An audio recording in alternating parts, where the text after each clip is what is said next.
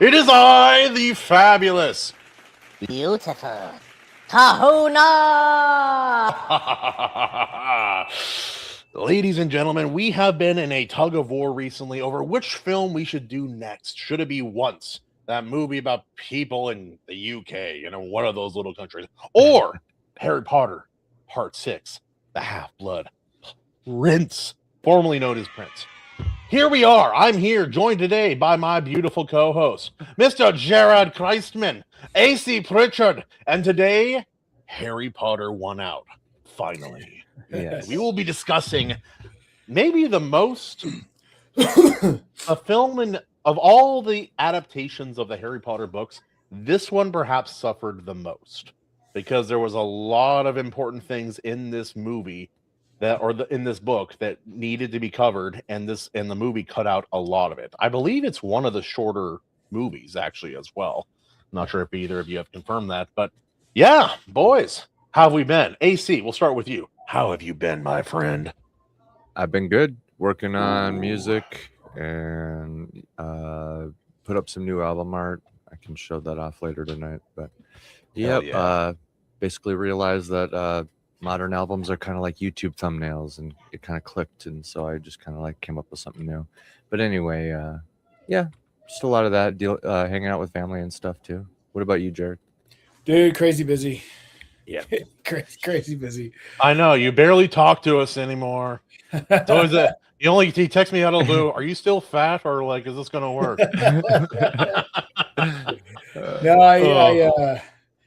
So I'm like building a house and all that stuff. Dang. And then getting ready to send it, getting like finishing up summer stuff with the kids because school starts soon. Oh yeah. And then this week I found out, like, with Rising Tide, this music video that I did last June was selected for one of the more legit film festivals, and so that's been pretty cool. So I've had the last few days I've been kind of taking care of all the logistical stuff. Yeah, logistics kind of stuff. Because a lot of, like, we just didn't anticipate that kind of selection. Like, we were thinking it would be like, because it's very niche. It's like a very country western story, like old school storytelling song, and the video and the video kind of flips genres at the very end. And so, I thought it would be niche to like film festivals that were favorable friendly to like westerns and like that kind of stuff. And this is like a bigger legitimate film festival. It's like, whoa, that's pretty cool. But then it's like, holy crap, there's a whole bunch of stuff that we don't have. We're not prepared. We are not ready. We are not prepared. So I had like 2 or 3 days of 3 days of like graphic work to do, and some additional editing for clips that they needed, specific clips they needed. And so, yeah, it never ends, man. Never ends. No, and plus we have some certain film shoots showing up here. Very increasingly soon. Dude, it feels like tomorrow. It's like because there's so much stuff left to prep. I've been invaded, but he's just going to be quiet and build stuff and be loud and distracting in the background. That's what we like here. But yeah, no, I had some big things happen. I can't really talk about it publicly, but I had another project I worked on.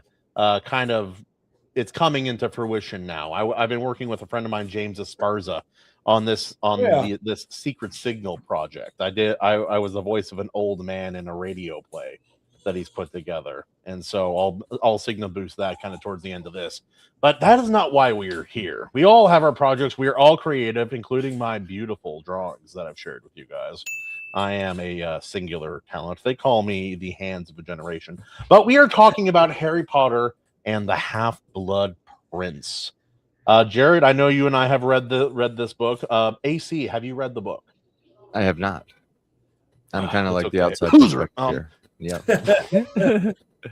But AC, you could pull up some of the differences between the book and the movie just to familiarize yourself. Jared and I are fairly comfortable in our knowledge of that at this point. Ooh, Yeah. there we go. Thanks for the mood lighting there, little Kahuna. Sorry, I almost called you your brother. Good boy. Sit down. No, but this one is interesting. I found the movie version of it, like all the Harry Potter books are pretty funny, but in the movies, I found that this is maybe the funniest movie of maybe all of them, and I think that was more of a directorial choice rather than just adapting the book. The Well, the last performances were funnier. Some of the scenes were a little looser, compared a little off script, so to say. It let awkward moments exist, which was I thought that was pretty fantastic. As like it's just as far as in that dimension of the film, it was by far the funniest Harry Potter film. Yeah. Mhm. And I think I've said this before. I think it was the most, I think the most emotionally dynamic in terms of lots of, like, the brevity is really good, but then it goes to some really dark places, and it's some really like poignant places. So I do like that, and I know like this one is very, it's very divisive. The film is, especially for people who are book purists, because so much was cut out, and it's controversially, it's one of my favorite of the films. Oh, that's really fascinating. Yeah, I enjoy the film too for a couple of reasons. One of them, I'll just get out of the way. Spoilers if you haven't seen this ancient movie and book at this point. The ending portion, that where they confront the Horcrux in the cave. That's loud. Cinema.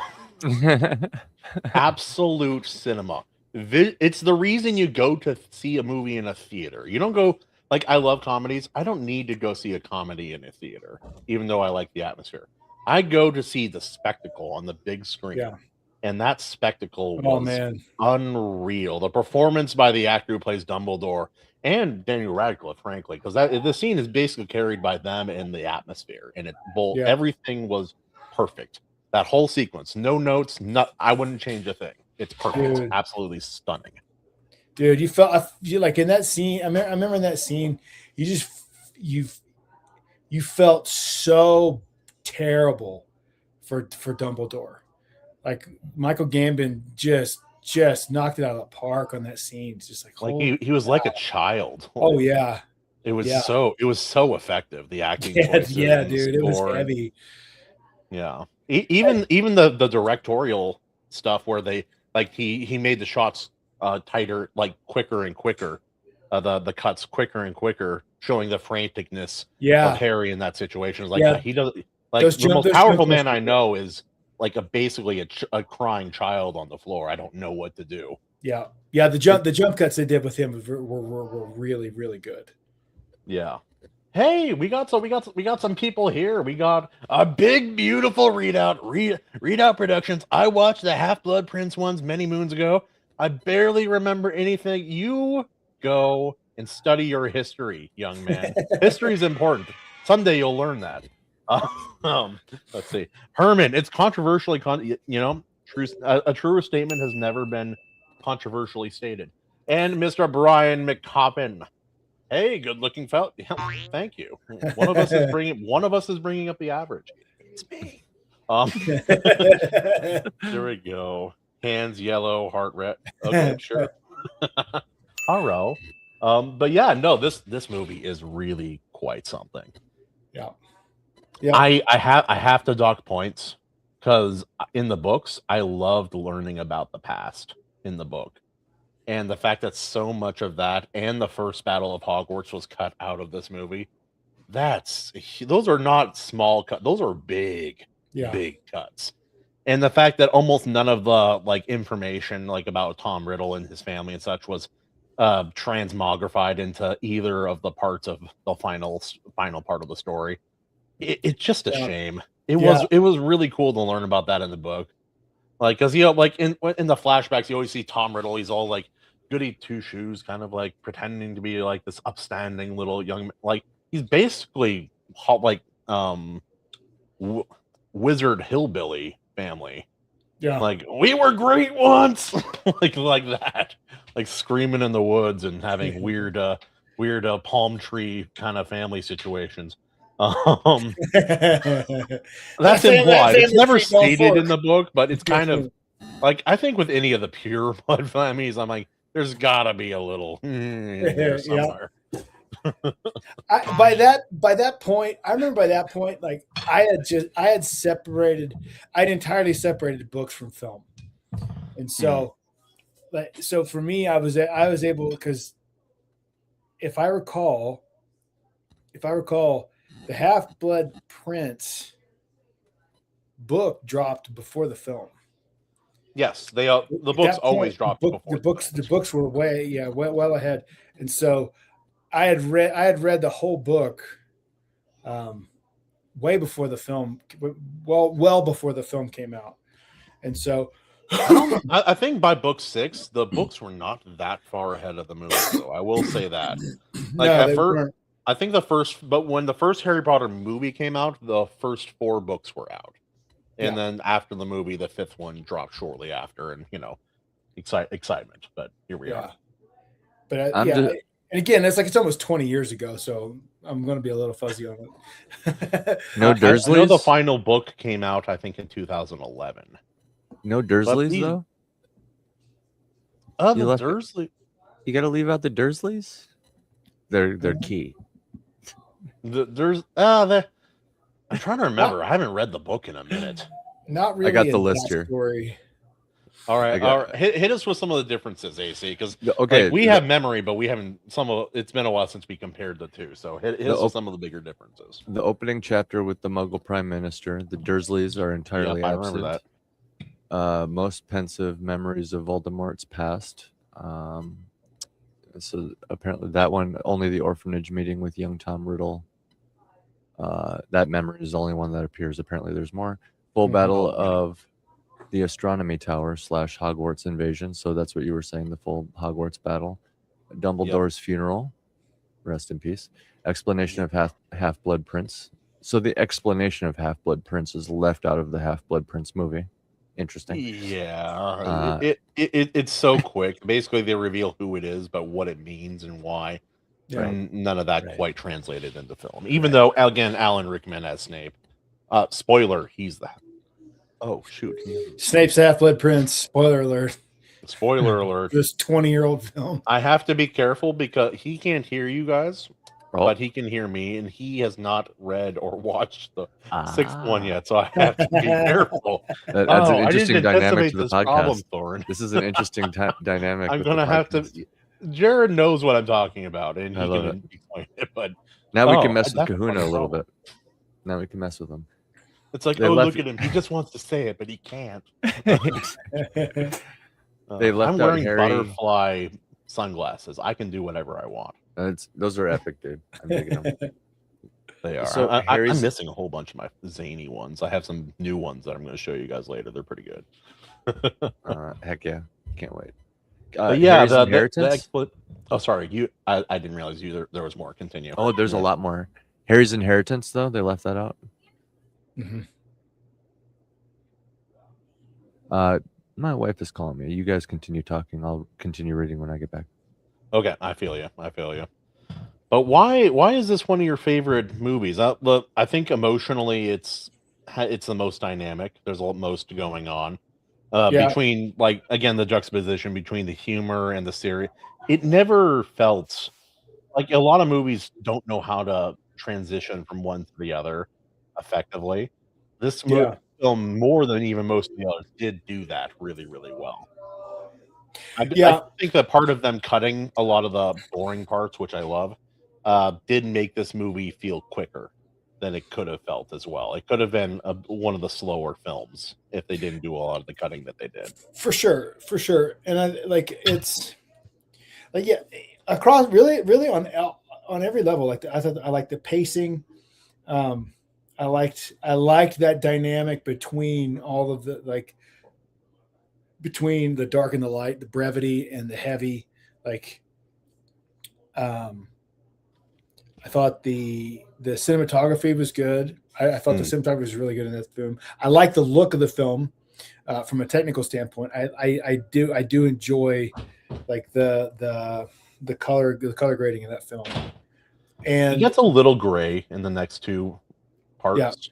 Yeah. I did notice that there was it suited the tonal shift of the film, but it also those movies caused a lot of problems in the industry. Like they did good. It's like the Bourne movies, how they made shaky cam popular.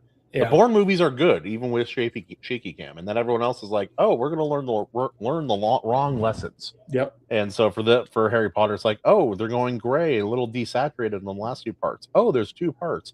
How do we take both of those things? Because those were that's what made it successful, not the fact that it's the end of one of the biggest franchises of all time in history. Yeah, for sure.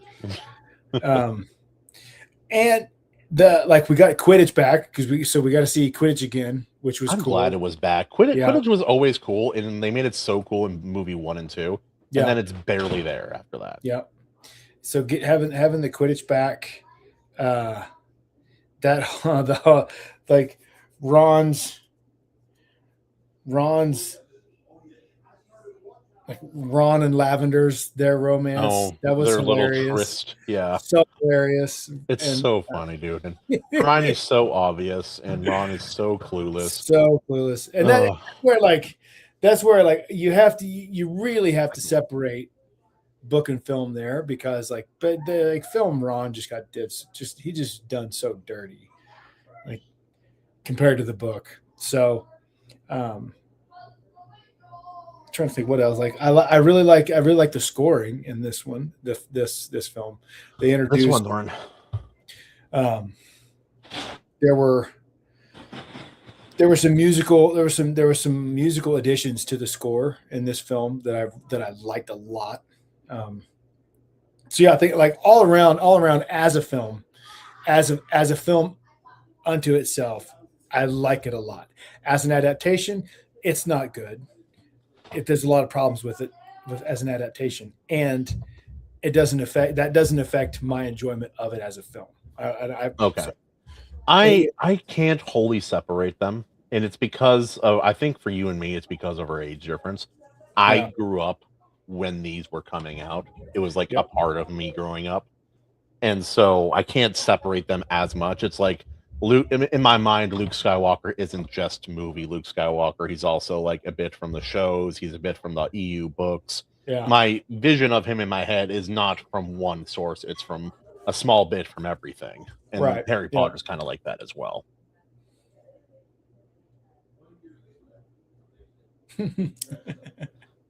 Thank you for asking questions so politely, but you're good. Because he's going to work on his motorcycle, as you do. All right. But yeah, no. So, like, for this movie, the ability to separate book from film is essential, I think, because from the book, there is so much. Like, things have to be cut. There are always things that have to be cut. Like, I love the opening chapter in this book from the new prime minister's perspective, because it's a really interesting chapter. Because it's like, oh yeah, Muggles don't really understand how the wizarding world exists, and it also answers the question, how do they interact?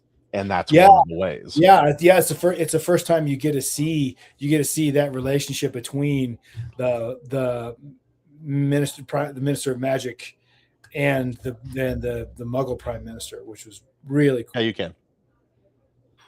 Yeah, no, seeing that it also, like, it's a small bit of world building in the grand scope, but it allows us to infer so much more, which is where helps a lot of people who work on fan fiction. Yeah, and things and the like as well. AC, welcome back. Hello. I was saying they left out Harry's inheritance. He got Sirius Black's place or something. Yeah, he inherited Grimmauld Place. Was it 14? I can't remember. It's been a minute. 12. 12. Darn it. I knew it was off. Yeah. Bill Weasley and Fleur Delacour, mostly absent. Their presence and wedding planning are minimal or cut completely. Dobby, the house elf. What? You cut Dobby? Dobby appears in every book a little bit. We have him in every movie a little bit, dude. He's almost like he's really in 2, and then what 7? That like in the books Yeah. or in the movies anyway, like 7 part 1 until spoilers.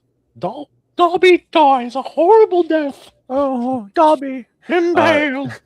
Apparently, there was an entire Quidditch subplot also.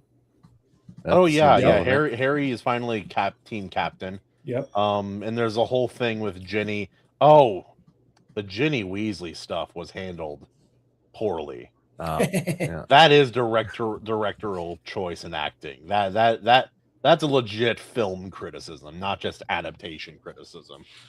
Man, those scenes are rough. Ginny is so cool in the books, and this movie really illustrates a big problem with Ginny in the films. Yeah. Like AC, you remember in the movie it was like Harry, he like they kiss in the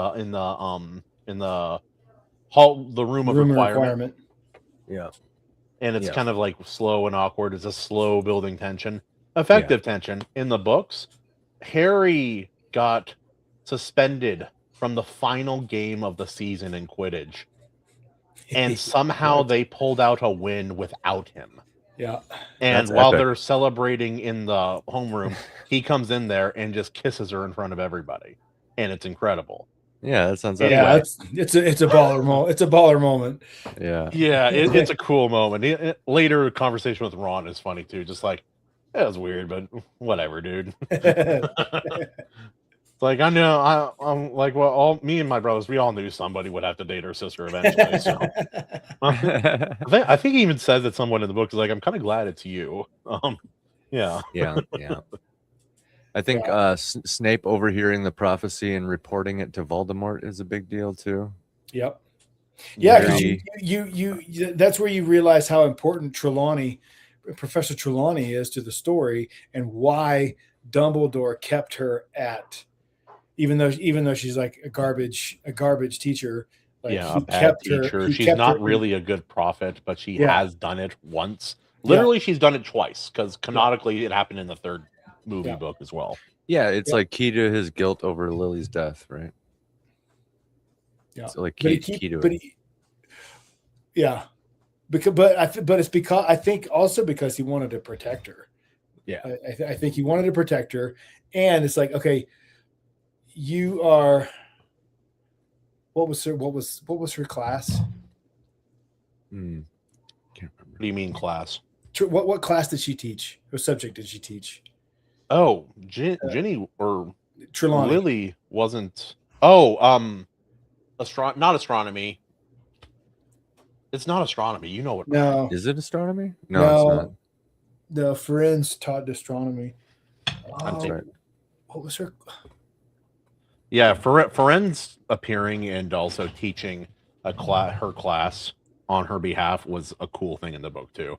It's an understandable thing to cut out of the film, but yeah.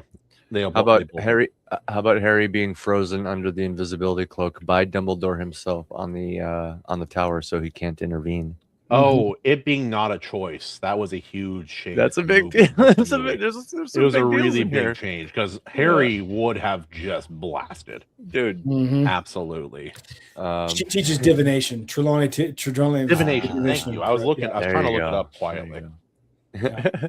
I like your little But it's blog like, she wasn't a good divination teacher, but she had successfully prophesied 2 things, and they were pretty important things. So it's like it's like a tangential, or not a tangential, like a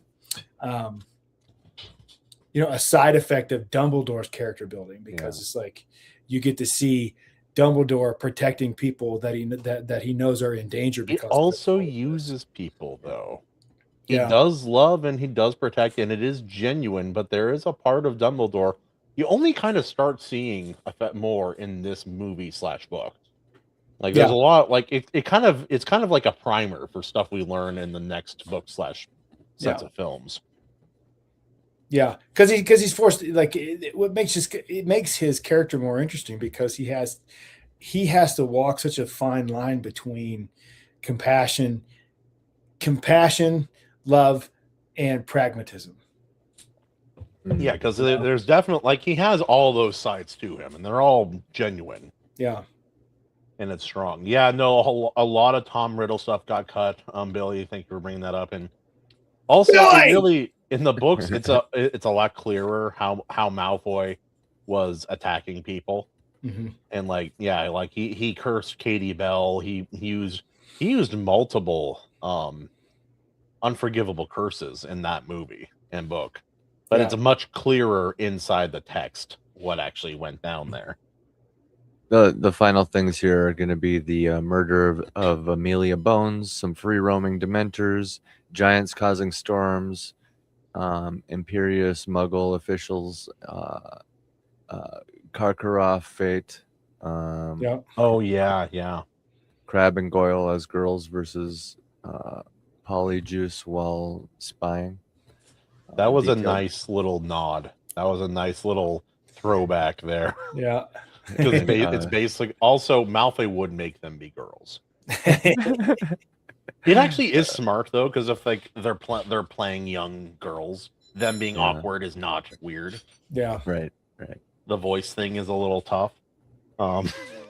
It's like, man, they just won't talk. It's so weird. And look at an 11-year-old girl. Anyway. The full context for the other Horcruxes too is the final thing. Mm-hmm. Thorn, you let Tucker out. Put him back in.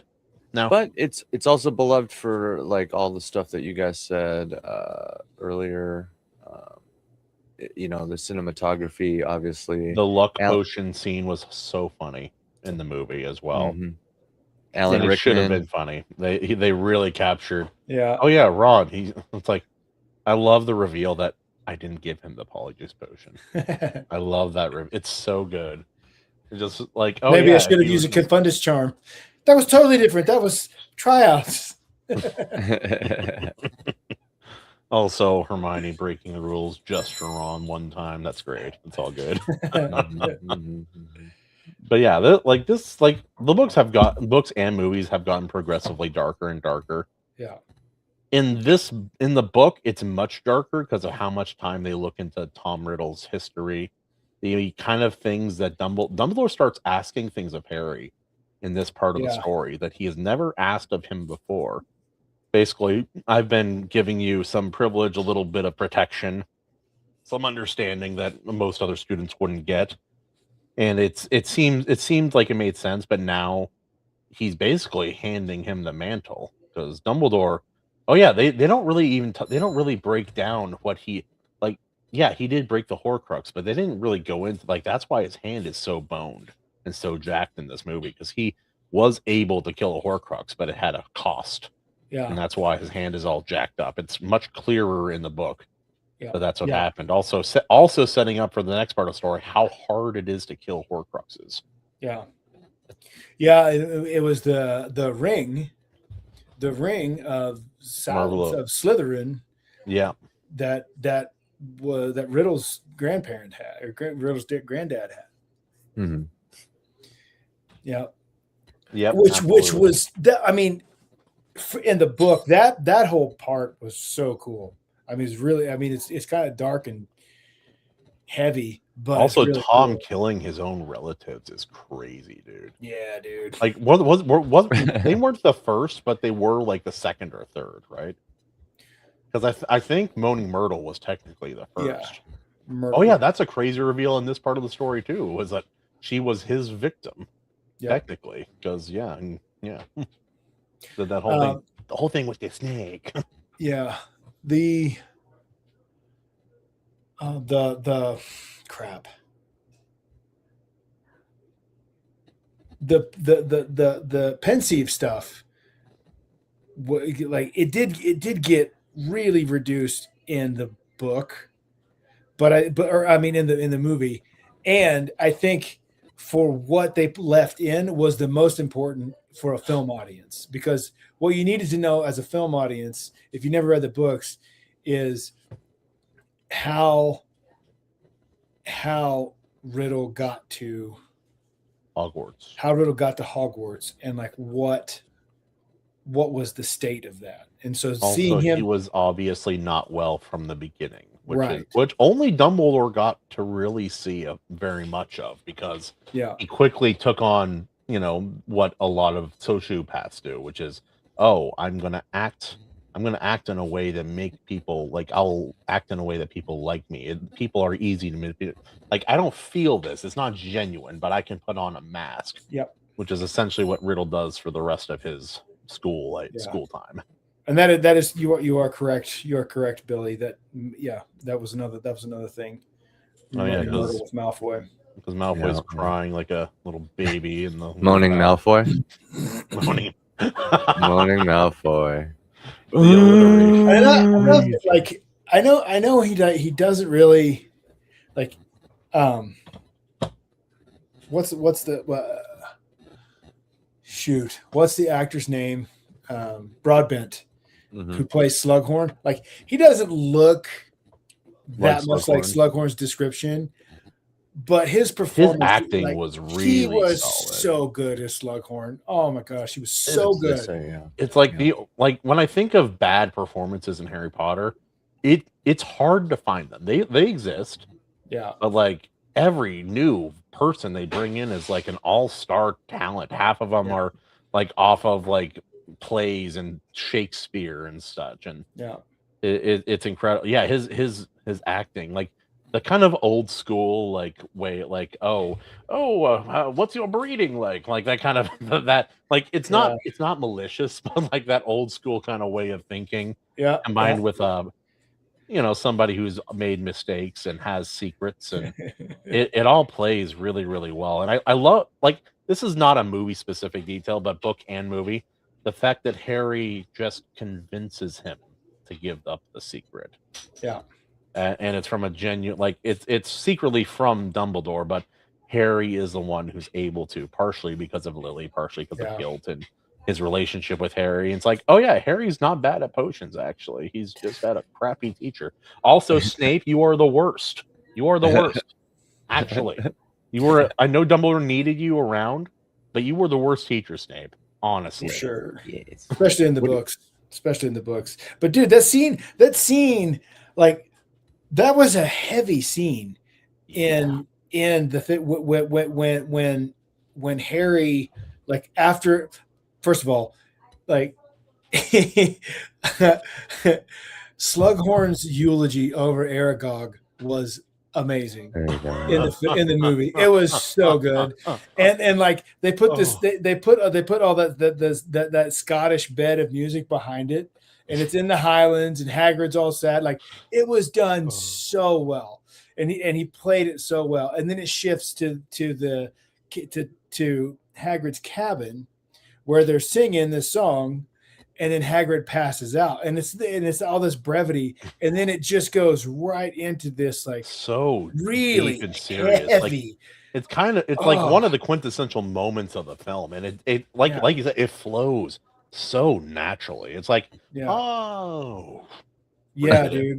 And he talks about the fish that Lily made for him, and it's like, it's beautiful magic like this. And then how it died when she died. Yeah, dude, that was so heavy, and he did it so well, and it lands so well in the film. And the way Harry confronts him, like, be brave, Professor, like my mother was brave. It's like, it was so good. The call from our youth. Every now and again, I'll be corrected, usually by this one. It's like, this isn't a good choice. I'm like, I know. It's man. Sometimes I'm like, I have to just, like, you're right. Yeah, you're right. And like, it's those kind of moments in this film. This film has a lot of those moments, and it's those kind of moments where it's like, man, I wish people were able to separate book from film the way I am. Because there's so many elements there to enjoy, and it's like, I get it. I get getting hung up on the problems with the adaptation, but man, there are some really good moments in that film that I think that outshine a lot of other similar moments in the rest of the series. Yep. Yeah. Yep. That is Also, correct. Billy Judd with all the facts. He's right, actually. Yeah, because Yeah. Dumbledore, he was slowly that hand was going to kill him, Yeah. which You he don't. knew. He and Snape knew. Yeah. We don't find out until Like, they're, Deathly and it's Hallows. actually to the end of the second Deathly Hallows Yeah, film. very like Conceive. right. It's that quintessential scene of Harry getting Snape's memories, Yeah. and which adds perspective. Snape Yeah. is still the worst teacher. Yeah. What do you guys think of the heavy focus on teen romance? That's part of why it was so funny. That's Yeah. a huge part of why it was the Yeah. funniest Harry Potter film. The There you focus go. on teen romance, it definitely gave people more, like the fan fiction writers, it gave them a lot to work with. Yeah. Yeah. That's true. But it was a source of a lot of the brevity in the film. But then also it's like there's some really good emotional moments in there with Hermione and Harry. It's like, whoa, bro, that was heavy. Like on the stairs, and to their credit, Watson and Radcliffe played it so well on the stairs after the Quidditch game, and Ron's the hero, and Lavender kisses him and all this good stuff. When they're on the stairs, and she's like, "What's it like when you see Dean with Lily or with freaking With Lil, what is it like when you see your classmate with your mom, dude? yeah? What's it like when you see Dean with Ginny? It's like, I'm your best friend. I know, I see you. I know." That scene could be play. It would be so hard to play. Yeah, and they both kill it. Yeah, dude, so well. Because then like Ron and Lavender come out, Hermione sticks the finches on him, and then she sits down, and Harry's like, it feels like this. It's like, bro, so good, such a good emotional moment coming right out of a really good high. This big like, yeah, we're the heroes, everything. And I was like, damn, it hits so hard. It's like, and like that kind of dynamic, that specifically Half-Blood Prince does so well. Also, there's another scene where they do that. It's where like they're visiting Slughorn and Ron's acting all silly, and then he accidentally swallows the poison. Yeah. And it goes from really funny, like silly behavior by Ron to him choking to death and a teacher staring, frozen in the moment, freaking out, like, oh, ogre buffing, yeah. Yeah. So, yeah, so and that was meant for Dumbledore too, and that's Also, I don't like that they took away the choice, or I don't like that they gave Harry a choice, because Book Harry was rearing to go. He would have blasted anybody to protect Dumbledore, no matter what he said. Yeah. Because but that's why Dumbledore cursed him in the book, was because he was refusing. He's like, yeah, no, I'm not going to leave you. Like, what are we talking about? Yeah. And then Dumbledore, because AC in the book, he freezes Harry Potter with a freezing, like a immobilization spell, and then tosses the invisibility cloak over him. So he gets to sit there quietly and watch the whole thing. Doesn't he use Petrificus Totalis on him, and then with the invisibility cloak over him? Yeah. And so he's just frozen there, stuck, watches the whole thing. Yeah. See, that sounds intense and awesome. And the way, because this whole book, Dumbledore's saying we can trust Snape. I know it seems weird, but we can trust him. What he's said in other books, but they say it a lot in this book. And then because in the book, Snape comes up, Harry's relieved. He's like, "Oh, Snape's here. He'll get us out of this." Yeah. And then he's the one who kills. Yeah. That's a good man. A good moment. Good moment. Yeah. I mean, and they can't have that in the movie now. I mean, you could have had some cool fisheye lens camera angles where it's like through Harry Potter's eyes and he's frozen and it's all dramatic. He forgot Thorinus behind him, so he's dropping spoilers. He's dropping them, dropping bombs. And with any other child, they would probably not be listening, but he hears everything. Oh, okay. Sees all, knows all. Dude. Oh, did you guys find the pacing or tone inconsistent? Maybe some stretches slow and uneven, romance heavy, and then like a fat middle, versus the intense cave and tower climax. I didn't. No, I the pace had personally, I thought the pace had a good push and pull.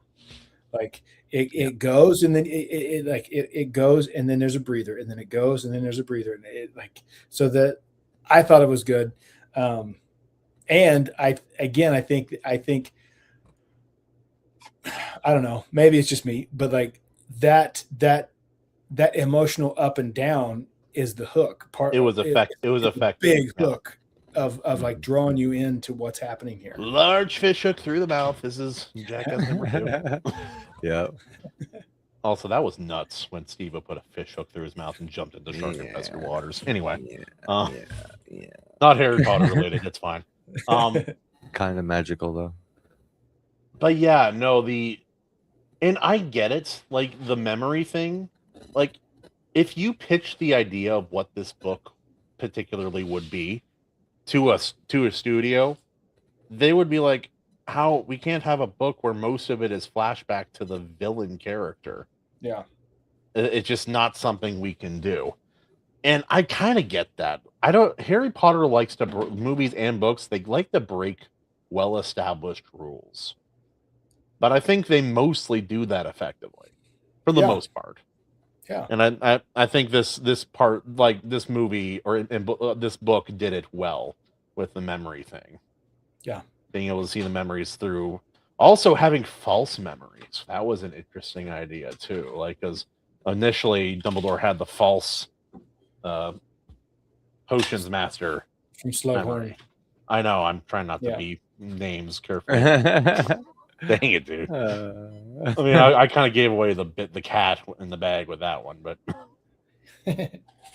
also the big battle that takes place at the end of it that does not take place in the movie. It's like, oh, someone dies, there's a fire, that's it.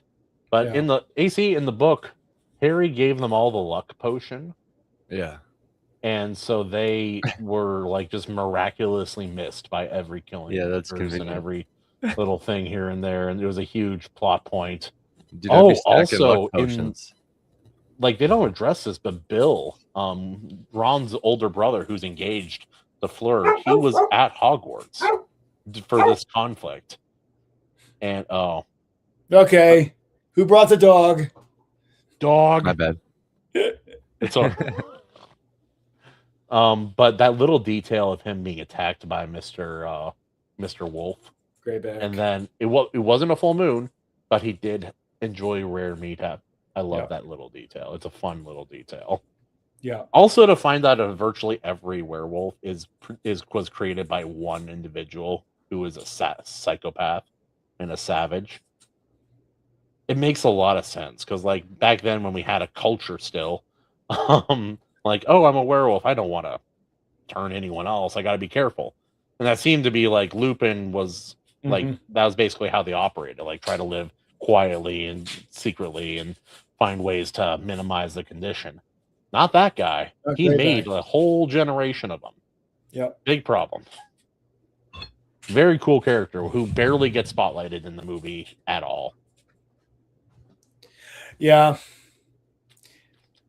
Honestly, like, outside of adaptation problems, the Ginny and Harry relationship is the thing that bothers me the most outside of this adaptation in this film. Yeah. It's been noticeable before, but not like this. This is the first movie where it's really spotlighted because it was kind of cute when they were younger. Whatever, it's cute. Yeah. They get older, the relationship dynamic is supposed to be still awkward teenage stuff, but not bad. Yeah, I think it's because of like what's the lady? What's her name that played her? That played Ginny? I know. I can't remember off the top of my head. Ginny E. Weasley, actress. But that Bonnie Wright. Yeah, that's right. Bonnie Wright. Like, she just seen can't her in act. a lot of stuff. She's just not good. Like, she just she couldn't pull it off. I don't think I put it worked for younger Ginny. it did not work for older Ginny. Yeah. Because after the events of book and movie 2, she was supposed to come into her own and be like she was like the most powerful Weasley for one. Yeah. And she got it from Molly, and it was great. And in the Ginny in the books is way better. So is Ron, but I don't blame the actor for that. I blame the writing for that. For sure. Yeah, that's one of the criticisms is how they handled the relationships. What do you guys, speaking of the relationships, what do you guys think of Harry meeting the flirty waitress on the train early on? I think that was an addition from the movie. That's film. I liked it. Mm-hmm. I thought it was cute. And plus it gave a chance for Dumbledore to have an Avengers style entrance before. Dude, Dumbledore's entrance in the film was so good. It was cool, dude. Yeah, also, like I look it up. Someone's put the Avengers theme over it, the way Captain America appears in the Infinity War. It works, dude. I swear to God, it's really good. I believe you. That's awesome. And did you guys think it was necessary for them to destroy the Millennium Bridge? Necessary, no, but I think it was it epic? It was really good. It was a really good visual representation of the destruction, the power of the Death Eaters when they're out and when they're in public and when they're not hiding, like when they're not in hiding and they're being bold. That's a great way. That's a great way to show the risk, to set the stakes. Also for our favorite crazy one. It's important. We need this, because they have a lot of work to do with her in a short amount of time. But every moment she's on screen, she's brilliant. Bellatrix Lestrange also. HBC, Helena Bonham Carter. Yeah. Yeah, man. Yeah. Oh, hello. We are joined by Mr. Animation Overload. Yeah. And Billiam. Bill McHuiston. I was told that the movie this week was Once, and here I am coming off of recording with the Blasters and Blades podcast to find you guys talking about Half-Blood Prince. Who deceived the mighty Goth? Anyway, thank you, young brother, for showing up late as usual. Well, now that you're here, we're done with Harry Potter. Actually, let's talk about something else. We said, we told Bill once. Let's talk about Harry Potter. Screw that guy. Hey guys, we really should talk about Harry Potter. Actually, AO, I have a request. If you don't have something in mind for this already, no, shoot. The flaming tornado scene with the zombies at the end is very, very pleasing. Oh, yeah. it absolutely. That's like the best part of this movie for me is when physically. Absolutely. Actually. Yeah, it's hot. Seeing Dumbledore just busting out those flames. Just watching that old man whip that wand in a circle, it really gets me going. Just going full helicopter with his wand, man. It's just we went from 0 to Robert Mapplethorpe in like 3 seconds. But when your very specific thing comes up, I won't say nothing. And if you want to see the unedited version, find it on Patreon. The uncut version, the very Jewish version. Wait. Yes, I was just going to say it still has its foreskin. Yeah, very Gentile version. Yeah, it's very Gentile. Lord Almighty. Anyway, that escalated quickly. Oh yes, it did. It always does. Bill, what did you think of this movie, both as a movie, as Jared views it, and as an adaptation of the book? Worst adaptation, but it is a good movie. Yeah, I have to agree. And one of my issues with the Half-Blood Prince movie is that it cuts out. So a big part of the book is learning Voldemort's backstory, because getting inside of his head becomes, not surprisingly, very relevant in Deathly Hallows. Yep. Because in Half-Blood Prince, and they keep this in the movie, of course, because it is an actual, important plot point for the series as a whole, the Horcruxes. We need to find Horcruxes. We know Voldemort, being the egotistical prick that he is, made multiple Horcruxes. So we need to figure out what these are. And in order to do that, we need to get inside Voldemort's head, which is why the memories that Harry and Dumbledore view together are so important, because they themselves are looking at them and they are formulating plans. They're figuring out and piecing together the parts of Voldemort's life that will help Harry in Deathly Hallows to track down the Horcruxes and save the day. Also, I love knowing that Dumbledore knows what. I have to be careful here with this one. I love that he knows what Harry is, but he can't really say it. Oh, just to update you guys, Kahuna has to speak in code because his kid is right behind him, and his kid can't hear us. But I've already given away some major spoilers on accident. My father was kind enough to point it out. That was rough. Just say, or maybe not. That's why. In Minecraft. But that's all just a theory. A game theory, a Harry Potter theory.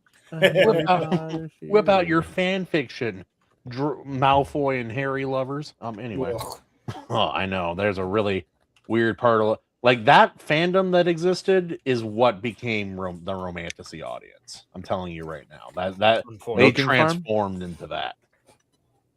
Milking farm. Yeah, exactly. Yeah. Also, there's another one. Maji showed me a new one. I'm like, no, I can't do it again. I cannot.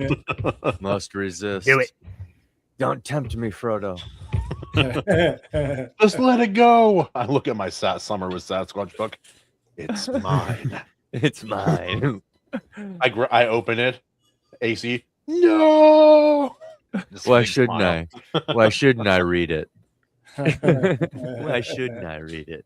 Besides, it's mine. It came to me, and I came to. Wait, yeah, we could quote it all day, dude. You want to Hold on, Kahuna. Why are the pages all roads lead back to Tolkien. Yeah, it does. Absolutely. Kahuna asked my thoughts on the movie as an adaptation and as a movie. I did, but I don't it really. As an adaptation, not great. As a movie, I don't think any of the Harry Potter movies are bad movies necessarily. I think that overall, Half-Blood Prince is still my least favorite of the movies, even from just a movie standpoint. Ooh. But that's mostly because it's just teen drama, and I'm like, okay, I don't need to know about the kids' dating lives. Can we, get back to more important things? But I have been told that I'm a perpetual virgin, so I could be a little biased. Also true. I'm not. The joke's already. That one's right there, man. I can't. It's too obvious. All right, you're laying. This is t-ball. This isn't baseball here. All right. Let me show you how a bat works, Bill. Yeah. You just gave Mark McGuire a t-ball. Kahuna can handle his bat like Dumbledore handles his wand, right? Is that swinging around? Bunch of helicopter. Anyway, helicopter. Yeah. Tornado. Very good. Fire tornado. No, that looks good, AO. I get it, Bill. I will explain that some teenagers like women.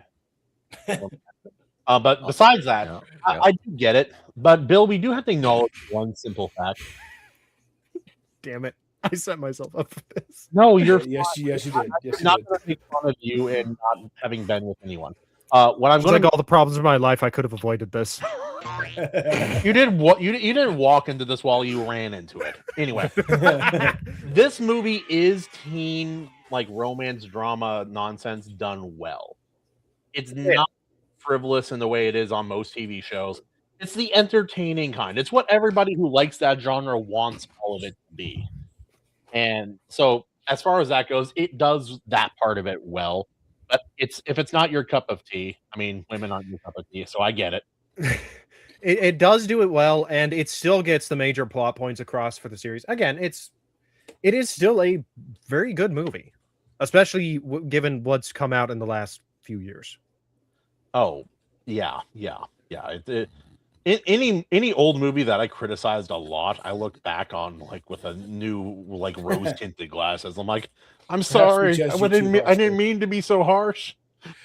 So sorry. Perhaps I treated you too harshly. And the, Yeah, the that's thing, what I thought too. the thing about this one too, like Bill, like you're not wrong about the teen romance thing. It is the backdrop and the stakes it's set in, which make it like not another teen movie, you know, because like it's not like, oh no, are they going to ask me to the prom, or are we going to make out at this party? And It's just prom's like, tomorrow. hey, we might die, and this is, and like the world we know it will come to an end.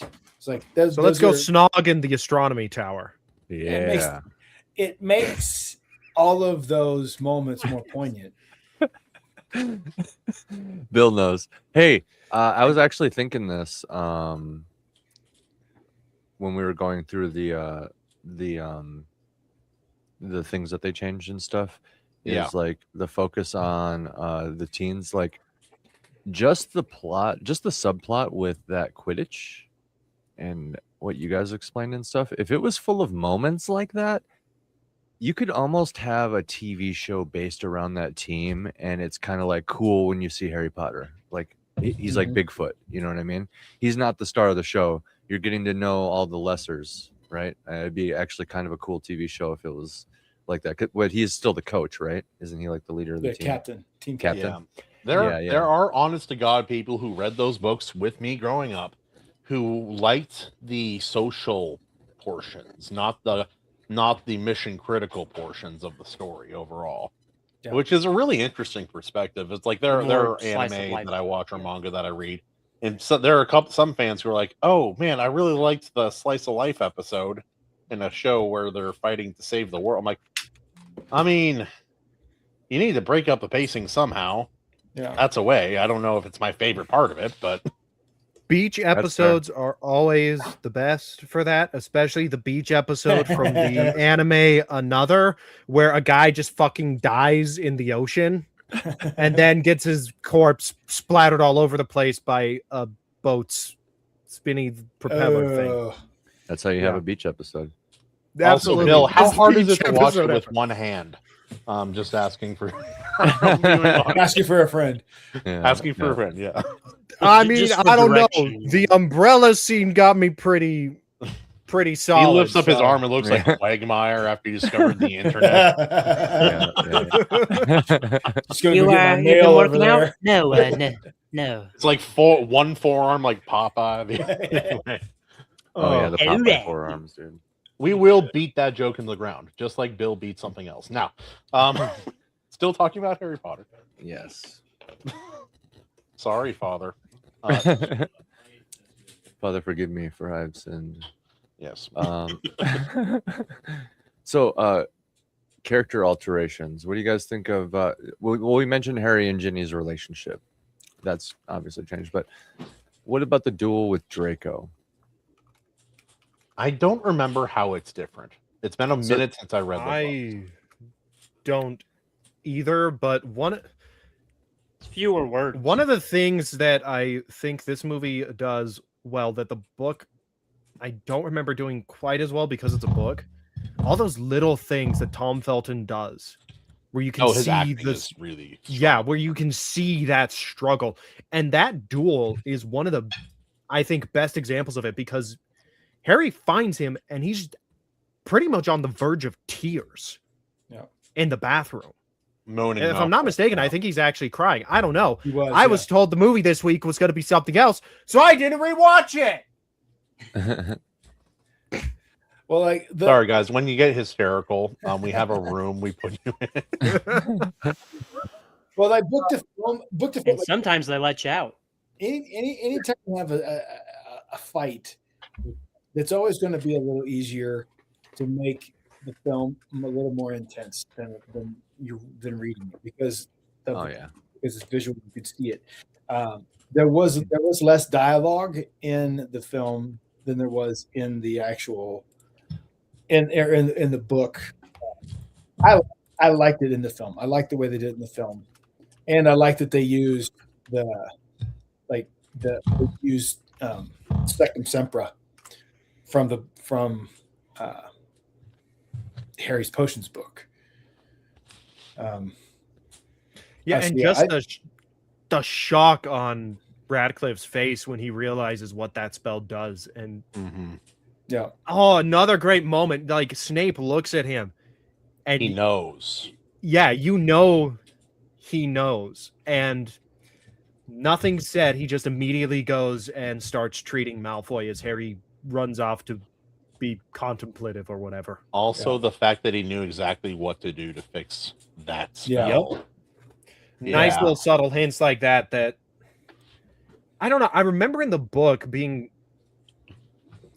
I don't think the book did quite enough to set up Snape as the Half-Blood Prince, but I could also my memory could be failing me on that regard. Majorly. I don't know. The book has a lot of hints. Oh, does it? Okay, then I'm just Yeah. misremembering.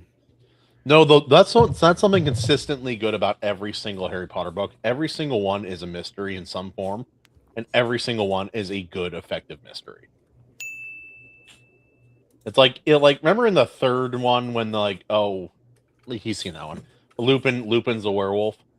In the book, it's like it's not even obvious because like when they're encountering the Bogart, it's like, and then Lupin slid in front of him to protect Harry from the Bogart, and then it turned into this weird silvery orb. Doesn't say moon. No. So it's slightly less obvious what it's talking about, but a smart person could pick up those hints and figure it out. Yeah.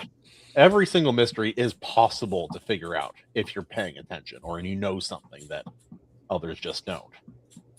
And Rowling did a really good job, like setting something up in the very beginning of the film to pay it off later, or in the beginning of the story to have it pay off later, like whatever the unforgivable curses or any of that kind of stuff. Like she's really good at setup and payoff, I think. She is. She's really bad at cross series continuity. No, it's not even that, but it kind of is. Like the way things work don't always make sense if you think about it outside of the individual story it's in. Yeah. Like book to book, it's fine, but like across the series, like I don't know about that one, Chief. Yeah. Like when it all piles up or something. Yeah, or it's like the biggest one, the most obvious one is the time turner thing.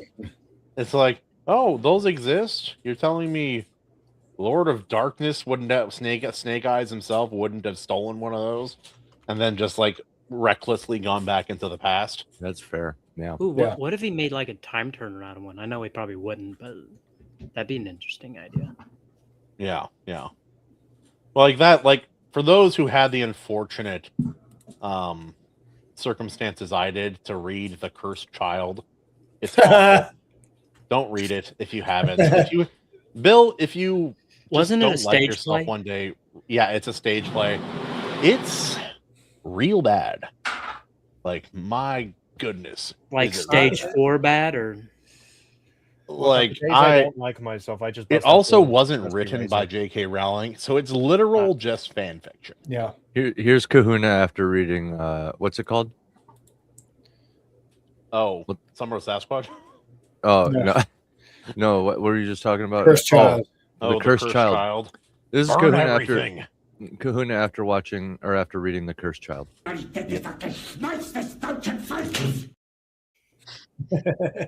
Turn German. Yes. My Right. room is showing themselves. Generals are scum. It's nothing but fan fiction. But it's literal fan because she didn't write it. Yeah. Yeah. Oh, Yeah. It was like, yeah, it's her world. Whatever. It's literal like fan fiction. It's horrible and it's bad, and I dislike it. This is what that. It's fine. Go ahead, Bill. You should read it. this is what Draco Knight and I have been running into with House of the Dragon, and I think you a little bit too. When I think I've seen you pop in and watch a little bit. The new season of House of the Dragon, they are just full on in fan fiction territory. But yeah, they flirted with it in season 1. They definitely indulge in season 2. Season 3 is like, what are we even doing here anymore? Yeah, where are we? Yeah, what's going on? Well, yeah. You guys have read all of those, or read the book for the House of Dragon stuff. Yeah, Fire and Blood. They did have like House Targaryen. Like the heart, like he has a new one. It's just the stuff from the Dance of the Dragons that the show focuses on, out of Fire and Blood. Yeah. It's not a different book. I thought it was. It's not. But yeah, I've read that. The history of Targaryens in the way it's written is really clever. I enjoy the way it's written. Yeah, it's very, very good. Mm-hmm. I haven't full on read it, but I've like looked into it as much as I could from somebody who doesn't own it. You should read it. It is good, but yeah, again, it like it's not always perfect. Like but like there's one story like where one of the Targaryen princesses, her dragon, is too willful for her to handle, and just flies her away. They don't know where she is. When she comes back, she's pregnant. Yep. And then that's a horrible inhuman is born out of her, and neither of them make it, and it's a horrible. Like it's a horror scene to read. She gives birth to like dragon worms, like fire worms. Yeah, it's fucking crazy. Yeah, it is and crazy. That's canon. Okay, when you know what I mean. There's all kinds of weird stuff behind the scenes in this world. There's stuff. Another one like where like her dragon refused to like fly north of the wall. You know, there's all kinds of stories, dude. It's kind of crazy. He did good with that. Yeah, it's like talk about these different series. They're so influential, and they created. But what was created out of them? Because that's not always as good of quality. You get different results. Yeah, it's not the fault of Harry Potter, but a lot of modern fantasy things, like written for women, was birthed out of the Harry Potter fan base. That's where a lot of it started. And it just went into YA, then it went into romantasy, and that's where we're at now. Game of Thrones, there was a whole bunch of imitation. A lot of it cheap, not well thought out, not very inventive or good. Everything influential has its copycats, and some are worthy, many are not.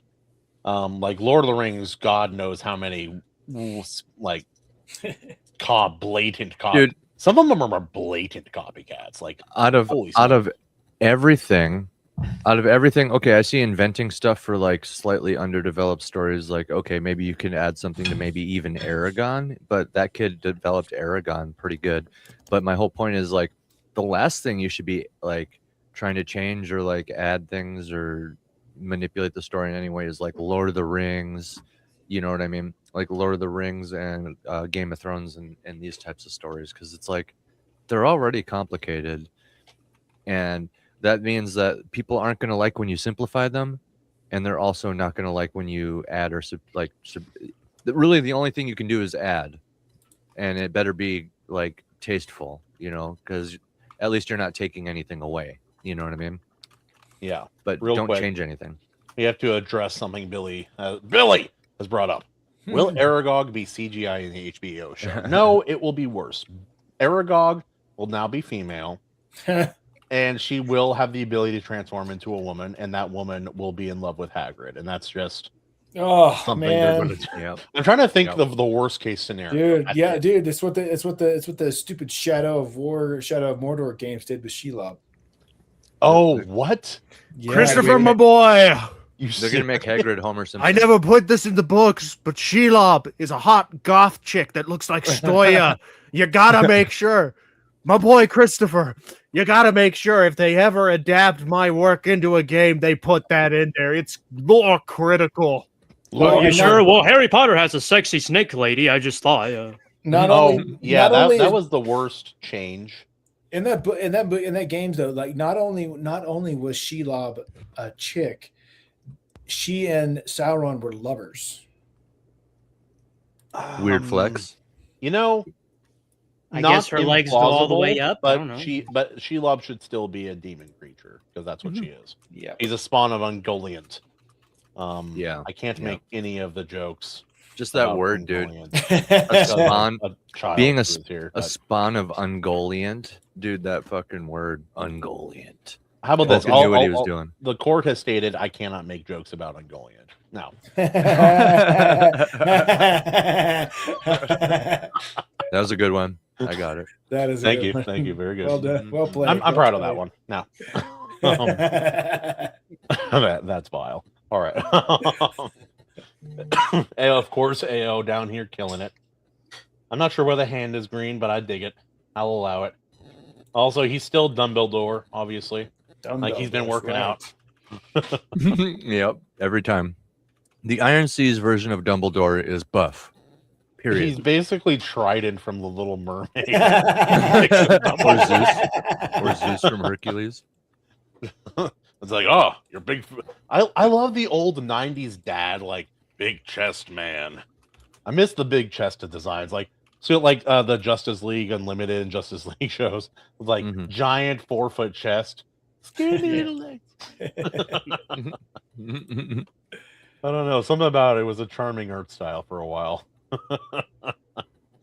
But yeah, part of them cutting things out that damage the film franchise as a whole is a lot of things that they did in the 6th movie and book were supposed to be prepping for the coming darkness in the next part of the story. But book 7 and then movies 7 and 8, or 7 part 1 and 2, whatever. And I have to think that like the filmmakers and like studio people assumed that killing Dumbledore was going to be enough to set that up. Like Dumbledore's death, it's like, okay, that's all we need to do. We can afford to get rid of these other things because we have Orphan Tom Riddle, we have lying to Slughorn Tom Riddle, and we have Dumbledore's death. So we can cut a lot of this other stuff out because then that way it's not such a huge jump when we go to Deathly Hallows 1 and 2. I mean, I'm postulating. I could be wrong, but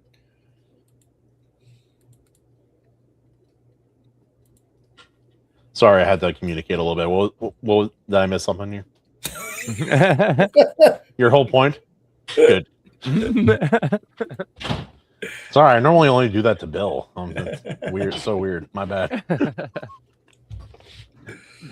Also, it's like they kind of changed some of the fights from the book for the films. Sometimes it's a good change, sometimes it's not. Again, of any sequence of high action in the from books to movies, this scene at the very end was the best adapted of those more epic moments, perhaps. Maybe I don't know, the full Patronus scene the first time that's done is really good too. That's 3, really good. In 3, yeah. That's a really well, just everything, even the silence like right before it works. Yeah. Oh, it's so good. Yeah. What is this brush that AO is working with here? It's like a sponge almost. It's the charcoal. Oh, that's why. Interesting. That's cool.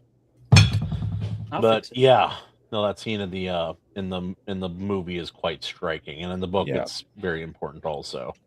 And it really sells. Oh, this is going to be really hard for Harry without Dumbledore. Yeah. What about you, AO? Like, because you're an artist, you like. I think most artists get inspired by certain visuals or certain things.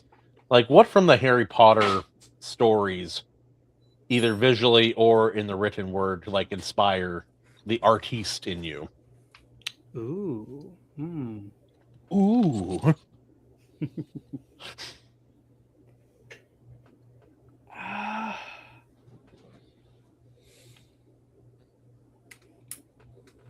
Horcruxes are pretty interesting. Yeah. How do you imbue a sinister? Yeah, like I always went down the rabbit hole of like, how could you cheat it? Like, could you turn like a Thestral into a Horcrux or something, and then like no one could find it? That's a clever idea. Also, he's not here now. Harry being a Horcrux and an accidental Horcrux that Voldemort he's so disconnected he doesn't know Harry is a. Yeah. That's wild. That's wild. And that's part of the problem with the adaptation, Jared. That's why it has to be docked points, because it sets things up. It's supposed to set things up a bit more for the next part of the story, because Horcruxes and the between the Horcruxes and the wand identity things, Yeah. it gets really confusing in part 7. Yeah. And Yeah, for sure. I think some more of the groundwork had to be laid in this part of the story, which the book does do, and the movie perhaps doesn't as effectively as it should have. Yep. I agree. Yeah. I agree with that. But yeah, So- for directorial reasons, tonal reasons, and just the film craft in general, I do understand why this would be rated so high. And it's not at the bottom of my list for those reasons as well. But there are definite consequences as far as like at the end, we're all going to have a ranking of the books for those of us who have read the books as well as the movies as well. So a little prep work for some of y'all, Bill, AO. You guys can come up with those rankings yourself as well, because the rankings are I'd probably have to read them. So yeah. I'd probably have to reread them. Mm, It's been a while. it's been a while. I'll just copy Bill's homework. Yes. just like There you go. dude, send me your notes. I'll show you my notes. First answer, Bill. I'm gonna ace it. Hold on, I'm gonna go grab some AC's candy. like Grok. Which movies are best? Which is the best? Which movies are best? Grok says these, so The There you movies I go. could probably rank. I'd have to rewatch them. Which one has best symbols? which one Best has most symbolism? Which one most symbolism? Go. Which one, Rock? Which one? Like I picture like that meme of the guy poking the dead animal. Move. Yeah. Go ahead. Go Have on, you guys Grok. seen? Have you guys seen the Rock is this true meme, where it's a caveman looking at a rock? I like a don't know caveman. if I have. That's pretty fun. It's a caveman looking at a rock, and it just says, "Rock, rock is or this the true?" rock? Like literally, like a stone rock that's in your hand. I Not the I got your joke, AO. It's rock. very Yeah, funny. yeah. Not Dwayne. I try. No Dwayne in the palm of your hand. Come on, I'm- AO, be funny. Poke him with trying. something. Give Be this- funny. I'm gonna give this adaptation of Harry I'm not Potter tall a enough. sink. I guess. Sinking it. I'm sinking That- this movie. It's hard But- to it's hard not to sync the movie for that for adaptation problems. But the movie itself, I can't sync it. Right. I understand why AO takes a harder line stance as far as adaptations are concerned, and it's an adaptational sync, but I still think the movie floats. So I'm not sure where that leaves me. I'm a half floater. Half of it sinks, half of it floats. D minus, so it's passing. It's It technically is close. getting to the harbor. Pearl Yeah. Harbor? Is this a World War II thing now? It's getting Where there. where is this? Where is this movie? Almost to the harbor. Don't worry about it. Boy, that would have been a different movie. Pearl Harbor with wizards. See, yeah, that I'm would trying- have been crazy. How would that change things?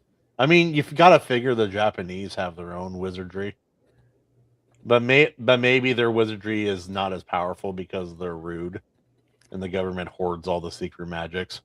Oh, As you do. yeah, I Yeah, don't they're- know how that works. Their first words are just weirder sounding. All the Americans have magic guns. That's their whole thing. It's like, time for that American magic. 9/11, or The 1911. The Japanese have prepared. katanas that are magic. We have Tommy guns that are magic. There we go. Have you guys seen the video of Harry Potter if it were Americans and not Britons? My goodness. With the That sounds guns. awesome. It's just guns. Every wand is a gun. There's guns Like in every every scene is just. It's so funny. Here's your wand, Harry.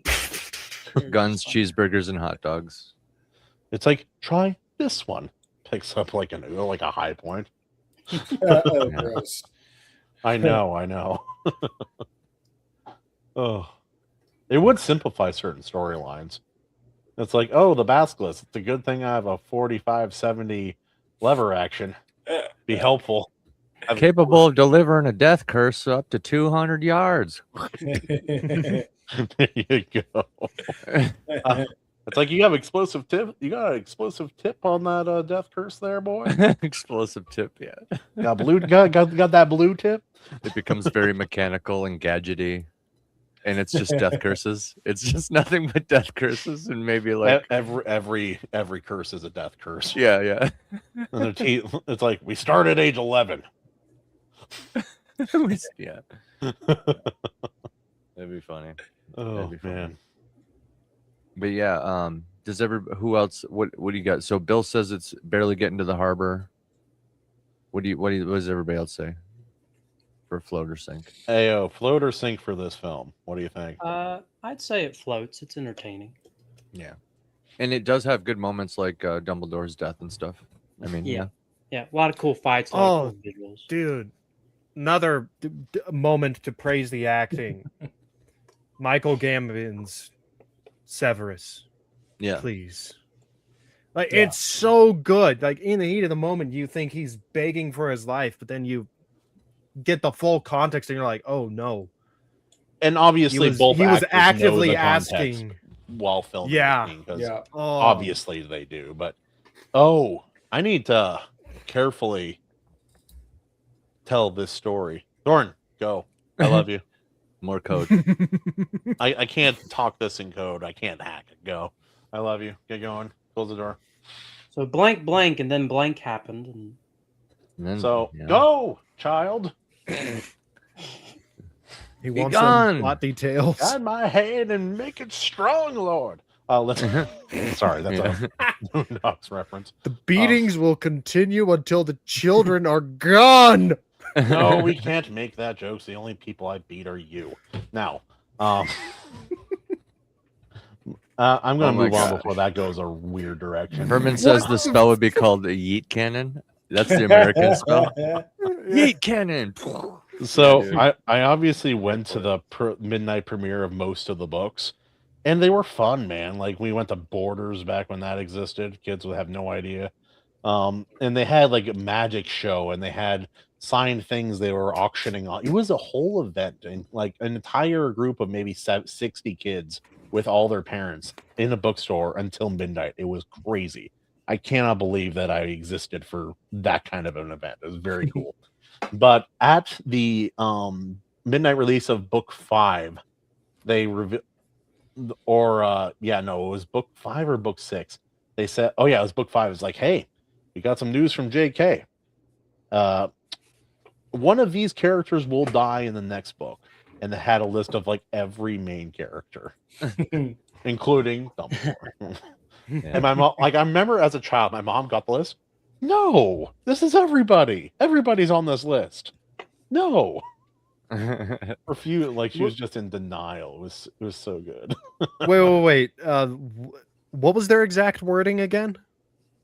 Oh, in the next book, one of these characters will die, and it's a list of like every character. So did your mom think that meant everyone? No, she just knew that one of them was going to perish. Oh, so she was peeved that there wasn't more to go off of. No, is that what I'm getting? She loves all the characters. She didn't want anyone to pass. That was her. Well, was Voldemort on the list? No. Darn, that would have been funny. It would have been funny for the midnight premiere of book 6. Like one of these characters will die multiple times, and the next.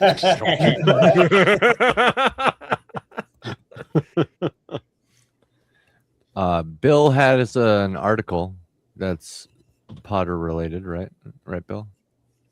Yes. So this I stumbled upon while doom scrolling through Substack.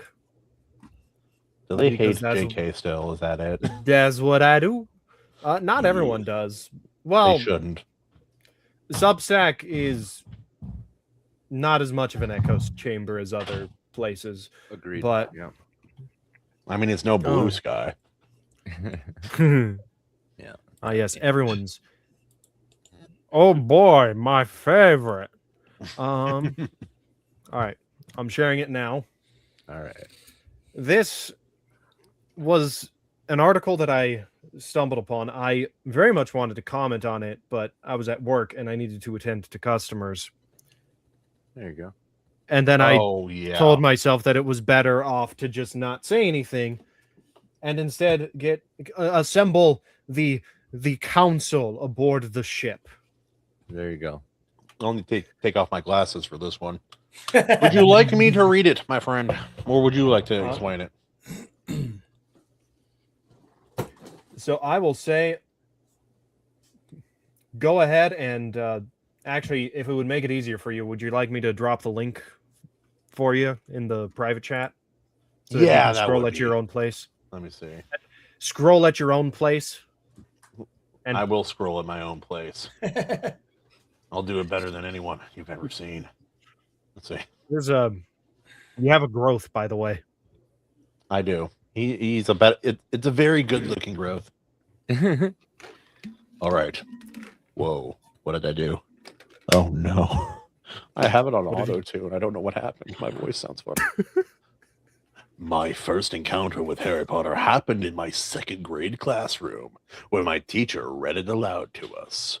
When I got home and casually mentioned the new story, my parents were less than pleased. They warned me that the story glorified the practice of witchcraft, which the Bible explicitly condemns. After a few debates with my second grade teacher, separate class across the hall whenever my teacher read the story.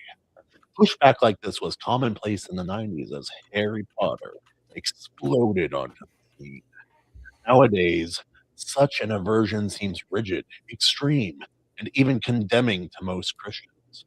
Many fantasy authors and readers who share my faith wear their love for the wizarding world like a beacon of Christian liberty amidst the draconian legalists who oppose such imaginative indulgences.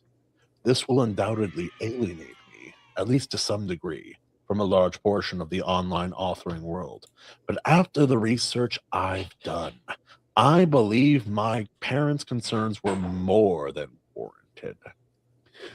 That where things get dicey is, and where the Harry Potter crowd gets particularly agitated, is when the same concern isn't applied to works like the Chronicles of Narnia or the Lord of the Rings. Gandalf is a wizard too. What about the deep magic of Narnia? You're okay with that, but not Harry Potter?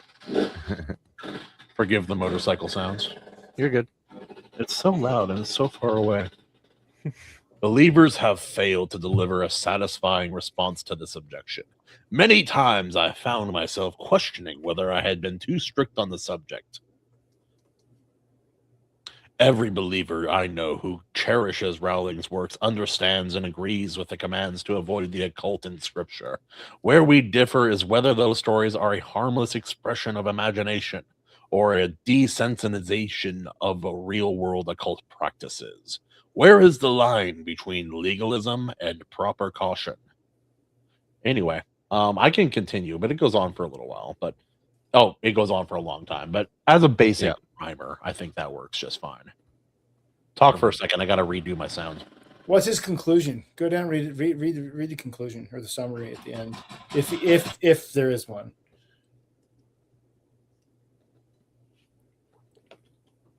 Yeah, I'm curious at the details. What about Gandalf? Yeah. What about Narnia? I love that Bill's talking About in those English elves and the lion, the witch, and the wardrobe. My voice thing is so scuffed. Bill, you talking? You talking, boy? Bill's just down there preaching, man. He's just slinging fire. We can't hear anything he's saying. Yeah. He was laying it all out, man. He was laying it He's down. like, was turned off. He's got both hands going. Yeah. My microphone was turned off because I was trying to be polite to Kahuna, and I forgot to turn it back on. I've been there. Oh, it's great, dude. So good. Unlike Gandalf, there are no real accountability structures for Harry. He is not submitted to a higher power greater than himself. Accountability structures technically exist in the Hogwarts hierarchy, but not only is Harry never punished for disobeying them, he's rewarded. The series is replete with examples of this. In book 1, Harry's broom-flying teacher has to tend to a student and explicitly orders the other students not to fly while she's gone. Harry disobeys. Okay. So essentially really quick. Yeah. The wife just informed me that I got to get off, and my kid is sick, so I think it's something to do with that. But good hanging out with you guys. Yep. And what were you saying, animation? What'd you say? Hope he feels better. Oh, thanks, man. Me too. I'm gonna go check it I'll out right pray now. for little Alexander. I'm sorry, buddy. Thank you, Have a sir. good night, This man. article's. Hey, thank you. I'll continue to listen on the TV. But you guys have a good night. Yep. See you, AC. God bless. All right, so this is the end basically. I don't agree with the conclusion. I will say that, but on the final note, consider the aesthetics. Hogwarts is a dark, gloomy, and filled with death, ghosts, and dread. Middle Earth and Narnia are both bright and sunny and capture the spirit of wonder and imagination. That's The biased. only gloomy places are those ruled by the enemies, whether the witch's castle Narnia or Mordor and Middle Earth. These layers of darkness are designed to make you feel the weight of suffering caused by evil. In Hogwarts, the darkness is a feature, not a bug. This is no trivial matter. Light and darkness are signals in storytelling. Don't ignore them. Man, I'll read the whole thing later, but I've skimmed the whole thing. Yeah, so I probably should have warned you. He went on for a bit in his intro, but I forgot that he went on a bit in his intro because I kind of realized it was a long intro and skipped it when I first read it. I didn't care.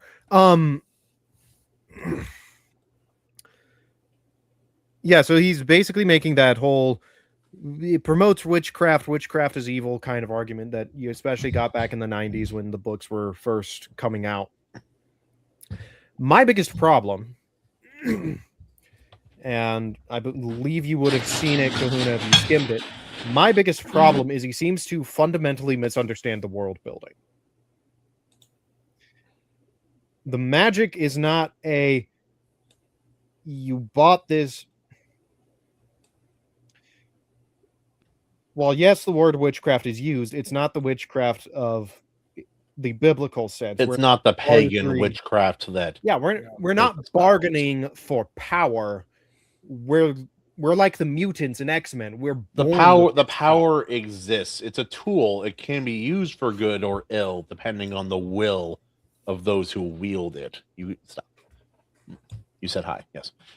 Depending on the will of those who wield the magic. But the magic itself is actually, it kind of even breaks down further than that, because there are dark arts and there are light arts. Like, yeah, I can't talk about things because I have a little tumor who will overhear things. Well, that's okay. I can.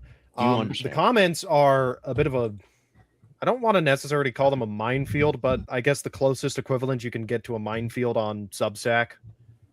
People are actually laying out, paragraphs of arguments and having something resembling a discussion. Yeah. Unlike places like Twitter. And one of the things that he,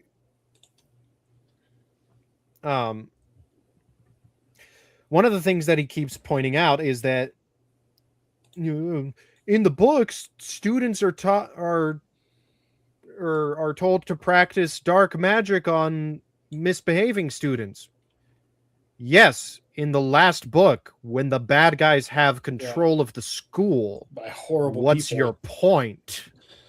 If there is something, a genuine criticism, FYI, Hitler didn't like the Jews. Turns out. Yeah. Spoiler, AO. Sorry, I haven't gotten that far yet. Sorry. I'm still on the 1900s, bro. You skipped to the 30s and 40s. You son of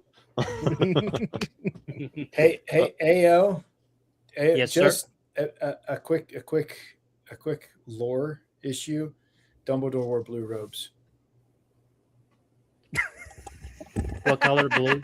It's not a big deal, but Like then they were usually like light blue robes, I believe. Okay.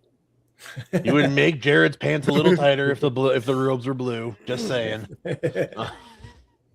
Yeah, no, the everyone has to. All Christians should use discernment and use the word, and go by faith and try to figure that out. I did know, but the 90s was still prime like Dungeons and Dungeons and Dragons hysteria kind of era for How that. about this? I mean, that looks good. The Satanic Panic was largely over by like 92. Yeah. And so, but you still had, and I'm betting this dude is from the Midwest and probably grew up in a very fundamentalist, legalist tradition, like Church of Christ or Church of God or some one of those. And so, and I think you are right, Bill. It's like a fundamental misunderstanding of the world building, number one.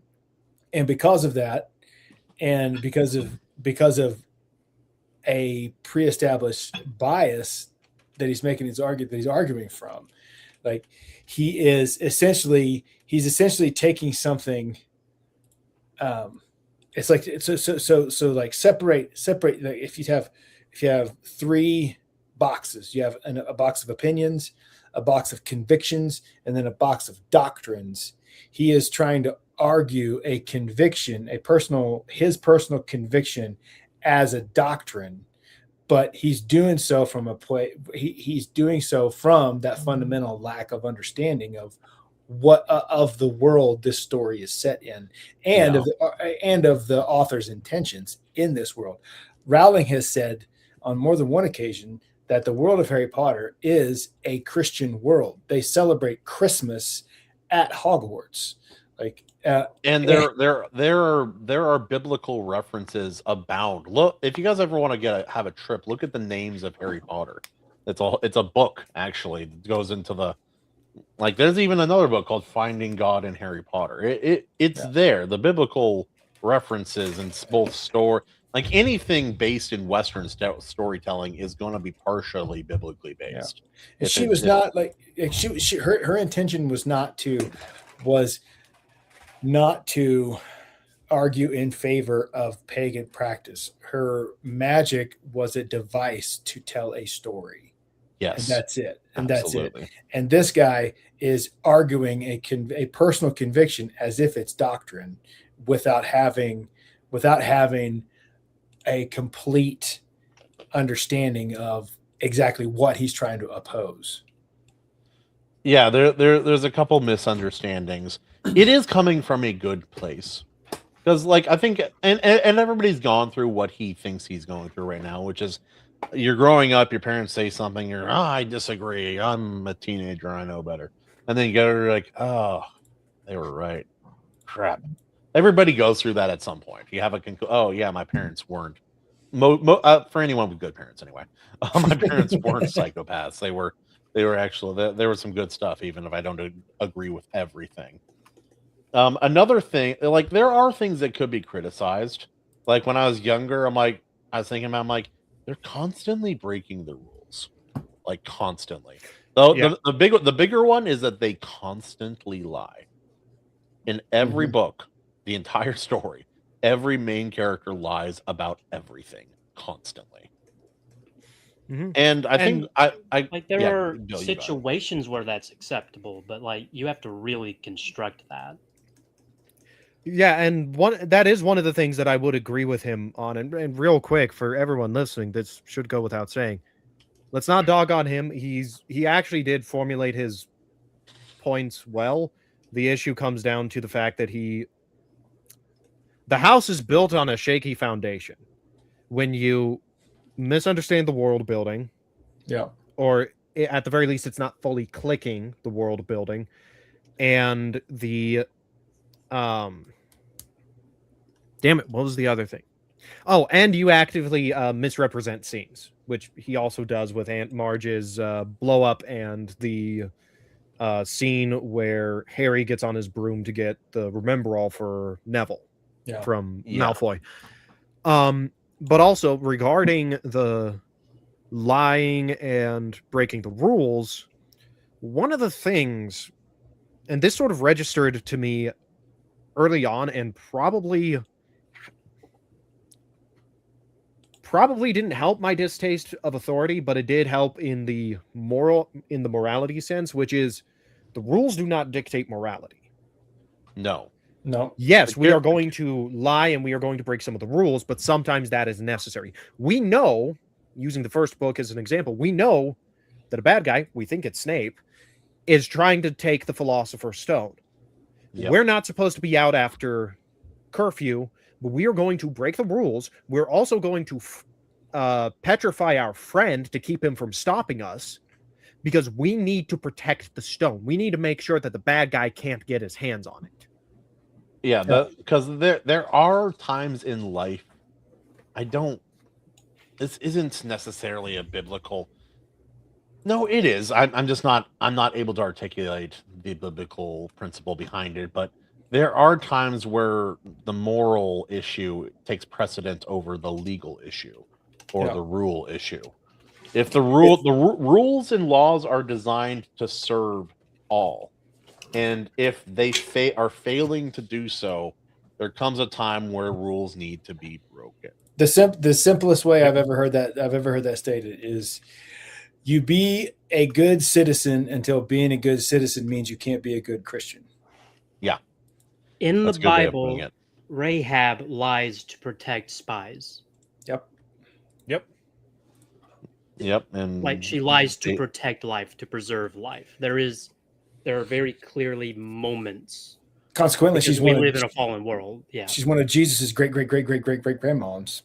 Exactly. Yep. So it's like, yeah. Well, and even on top of that, we have other historical context from those books of the Bible as well, where it's God repeatedly says, yeah, you are my punishment upon these people.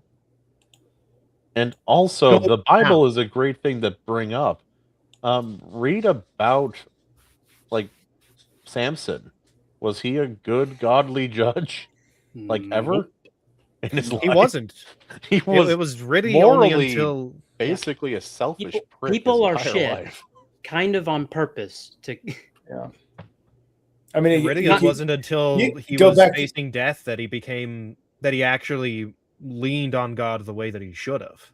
Well, it goes back. I mean, you could take it back to Adam and Eve, but specifically, you can go back to the man in the Bible named Israel. Yeah, because Jacob was a shit. Like, you read Genesis, like, Jacob was a shit. Like, he lied mom to wasn't much better. lied to his dad, lied to his brother. Just was a horrible person. And yet this was the person that God said, I'm going to bring my chosen people into the world through this person, through this man.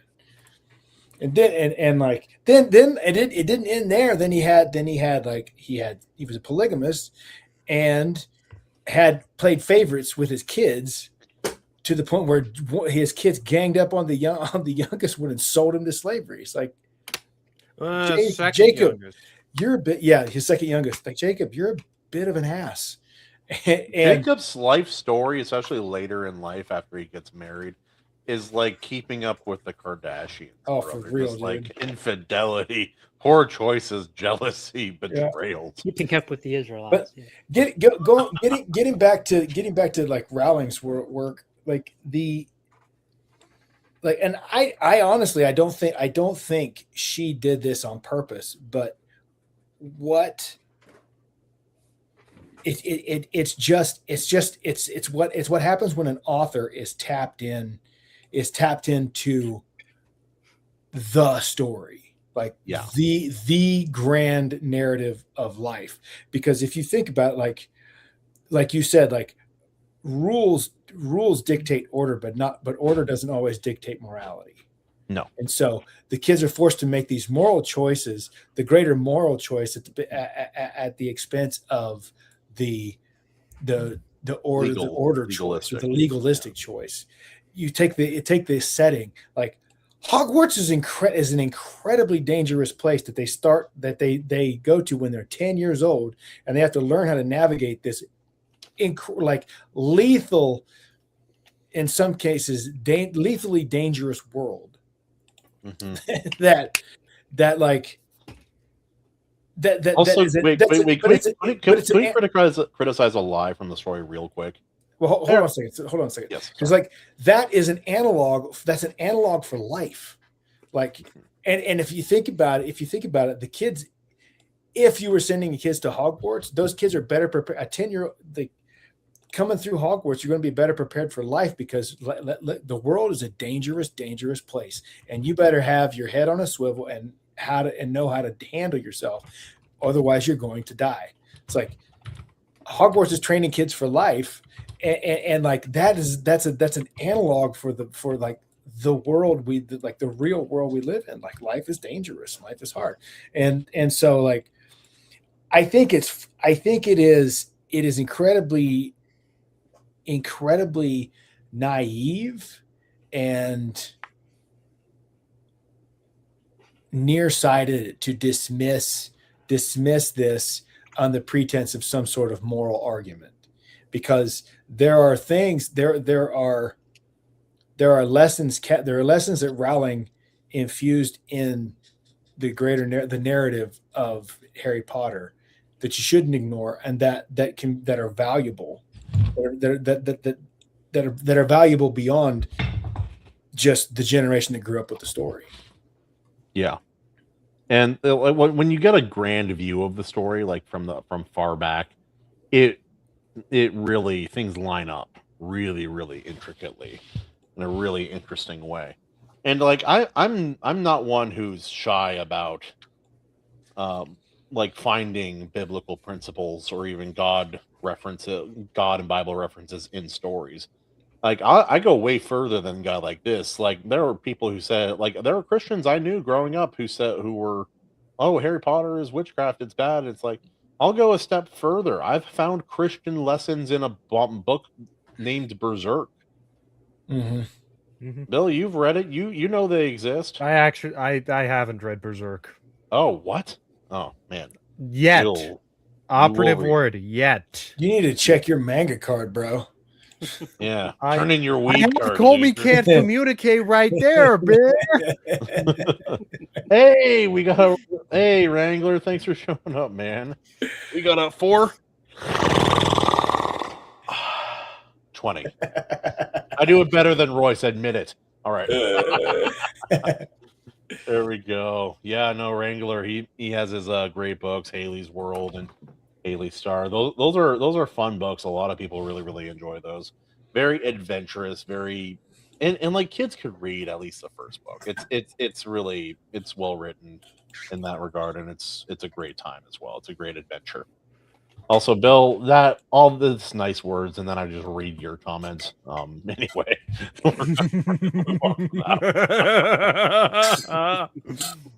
the evil laugh is a nice touch, but it's like I can find godly lessons in stories and Bible lessons in a lot of secular work. Yeah, or even work that isn't directly Christian, but still has a Christian foundation. Like there's everyone's seen the argument in the memes and such, but like Free Rent is a Western Christian story, even though it's told by a Japanese person in Japan. There's a lot of strong biblical reference there. There's a lot of principles, and it's no different. Harry Potter is the same way. There's a lot of strong symbolism, strong storytelling, and referential the way that it is put together. Yeah. And like at the end of the lesson, at the end of the day, Harry Potter, the primary lesson of the whole story is that love overcomes evil. Yep. Mm-hmm. Love is the greatest source of power, the greatest power. For all their magical power, everything they can do, it's not enough. Yep. Which I will use that as a preview for part 7, part 1 and 2. The way something ends, the way a certain quintessential character ends in the last portion of the story. I can't say who because he's a child is here. A child is born. Anyway, is so upsetting the way it's adapted. It cuts that narrative meaning almost entirely. Like it misrepresents such a huge portion of the narrative meaning Nothing in an adaptation has made me this lividly angry before, because otherwise the movie part 7 part 1 and 2 are very excellent. They're quite good. But there's one major change in the adaptation that is so upsetting, and I'm going to have a whole rant about it. But yeah, there we go. Yeah, that looks great, Teo. Thanks for that, man. That looks fantastic. You've mentioned it before. I know what you're talking about. Yeah, the way a certain character ends. What's funny, and we can get into this next time. When you first brought it up, I initially misunderstand what your issue was. Then then I actually got clarification. I was like, oh yeah, no, that's legit. Yeah, I agree with you on that. Yeah, Jared, if you can read between the lines a little bit. We'll get into it when we talk about 7. I'm trying to remember which character you're talking about, though. Like because I'm drawing a blank. I'm just trying to. He doesn't have a nose. Oh, okay. The way that character ceases in the book. In the book, compared to the film. Oh yeah, no, it undercuts the entire message what they did in the movie. Yeah. It's huge. It's quintessential. It is quintessential. It is I dare say call it like one of the final stones on a beautiful bridge, and the fact that it's just they do that is so upsetting. It's like putting a black stone on a bridge of entirely like brown tiles. It just like it's not the same. It doesn't match. It doesn't fit. It's bad. I'll dare say it's bad. It's a bad choice. And I'm getting mad now. Absolutely, man. But yeah, any final also, can we appreciate AO's art here? That's why I was like I wasn't following what you were saying there because I was watching him work. It's like, this is cool. He sent AO sent me a note privately on the private chat. He's like, what do you think? I was like, freaking sick. Make the wand glow. Make the wand tip glow. Absolutely, yeah. It's like something about fiction. When things start glowing, I just feel something. It makes me feel things. It's like as a kid, Avatar watching Aang's tattoos and eyes glow. I'm like, yeah, it was always so good. And ever since then, I'm like, it's cheap because it's overused, but I love when things glow in fiction. I just like it. It makes me pleased. But yeah, no, this piece is great, man. This is really, really cool. And again, this is also this scene in the movie also sets up a precedent of how powerful, what really powerful magic looks like. Mm-hmm. Because the only other demonstration we've seen in the story up until this point was Voldemort versus I said Gandalf, Dumbledore. Remember that time when Gandalf ripped out his sword and fought Voldemort? Yeah, my favorite. Agent of the Secret Fire. Oh, dude. Who are you? Gandalf would mangle him. Oh, he would destroy him, he would cut the head off the snake. It's like, I have failed to conquer a school. It's like, I am an angel given physical form. I fought the Balrog of Morgoth. I killed a demon. Durin's Bane for 12 days straight. I came back to life so I could finish my work. Anyway. Right, man, we are like, you see some of these nerd podcasts and people get into, you're like, those guys, these people are just like using AI for all the. No, we're real nerds around here. We don't no faking it around here, except for me that one time with a movie I didn't see. I was like, yeah, sure, opinions. What movie was that? Oh, I don't remember now. See, I don't even remember what it is. I didn't watch it. I think Hedwig's fate is far better in the movies than how she is handled. I think, if I'm not mistaken, I think the fate is the same. Am I wrong? I don't remember I don't remember. I know, spoilers, blasted, but Am I missing something? Am I misremembering? No, think Shoot. so. Wrangler, Wait, elaborate. she didn't she die in her cage? I thought she died in her cage in the book. Oh, like the cage fell and then she was stuck in it, maybe. I'm gonna look it up because I'm this is throwing me a little. Shoot. I think it was in the cage. I don't know. Yeah, because in the movie he let her go and then she was like defending him.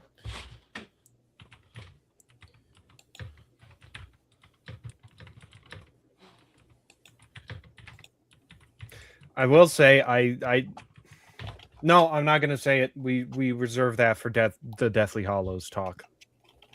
Yeah, we'll have to won't save bring it it up for now. that. But Wrangler is right.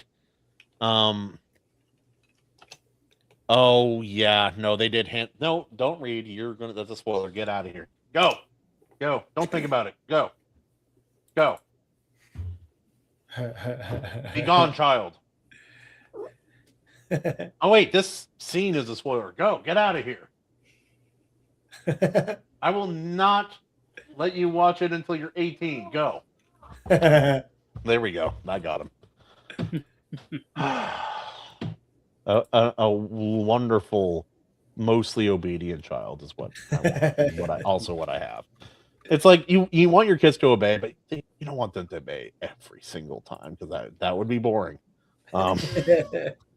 Some days I feel differently. You're absolutely right. I looked it up, Wrangler. It's been a minute since I thought, that's one of the things where the movie did something the book didn't, and it was actually better. Like in the fifth movie where Sirius calls Harry James, that was not in the book. Yeah, that was a really but it is such a heart wrenching. It's good. It's good moment. It's a good piece of the movie, though. So wasn't that what happened though? Like she got killed in the cage. Yeah, she was in the cage, and she happened to block one of the killing curses that might have gotten Harry. But in the movie, she was flying free and attacked sacrificed one herself of for him. Yeah, attacked and then got killed. But no, I like how we in the say movie, we're going to save it, and then we don't. This is my favorite part of the show. Oh, hold on. Let's see. Oh yeah, Ao, thanks for the picture, man. That looks fantastic, dude. This what a great piece of art to represent a really great screen. Also, I like the continuity that we still have Dumbledore. Dumbledore forever in our hearts.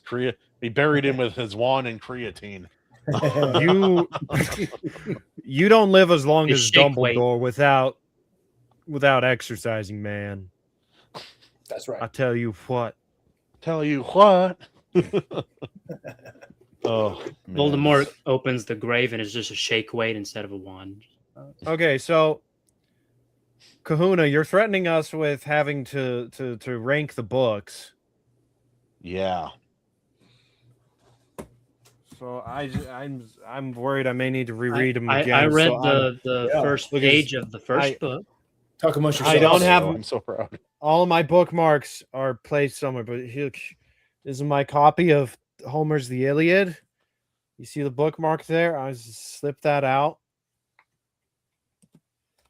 This is Philosopher's Stone. It's gonna right there. I got to get back to reading book 5 or 6 to my kids too. I got to get back to that. Oh, dude. Also, we should on the last episode watch a little bit of Harry Potter Puppet Pals. Did anyone remember Harry Potter Puppet Pals? That was a fantastic early YouTube thing. Dumbledore, Harry Potter. I just hope Hedwig is both real and will be both real and CGI in the Harry Potter. I think you're asking a question, but it comes off as a statement. It's kind of confusing. Do I think Hedwig will be real or CGI in the show, or real and? CGI. I imagine, man. I'll be honest, Billy. I have no hope. None. Like reverse hope for the HBO Harry Potter series. Well, She'll be a crow. especially since, and this was another thing I found funny with that article. It mentions everything looking dark and dreary and gloomy in Hogwarts. No, that's actually been the biggest criticism of the new show is how dark everything looks. Like Hogwarts in the movies visually was all bright and colorful, and this is a place of wonder. And even in the first two books, as I recall, you get that sense in those books that this is supposed to be a bright place despite the danger. Yeah, I mean, even the ghosts are there of to fun and help learning students. and magic. And he mentioned something in there, like the idea of like light and dark being like language within the story. I want to push back on that a little bit because that's not always the case. No. Even in scripture, it's said, Satan appears as a being of light. Yeah, and that you need discernment. Yeah. There's also something else to bring up as far as that goes. The way that Narnia and Tolkien have darkness in their story, it's represented in people and in places. In Harry Potter, it's about a world that is happy and bright and in a great time of peace, slowly reverting or turning back into one that is dangerous and dark again. They talk about it. It's like, oh, you guys don't remember. You guys know. You kids have no idea how bad it used to be. And the story is slowly getting back to that point throughout book 1 to book 7. And so the movie's looking progressively darker and gloomier is thematic. It represents what is actually happening. It represents the state of the world in which they inhabit and the storyline that they are a part of. It slowly getting darker makes a lot of sense. The night is darkest just before the dawn. That is that's how it works, man. It's like as soon as the sun goes down, the temperature slowly drops over the course of the night and the early morning. And it is coldest in the early morning before the sun comes up. And the same thing is going on in Harry Potter. In Harry Potter, the darkness is not represented necessarily by places. It's represented by the place that you already inhabit slowly turning dangerous and dark. More so than in stories like Tolkien and Lewis. Sorry.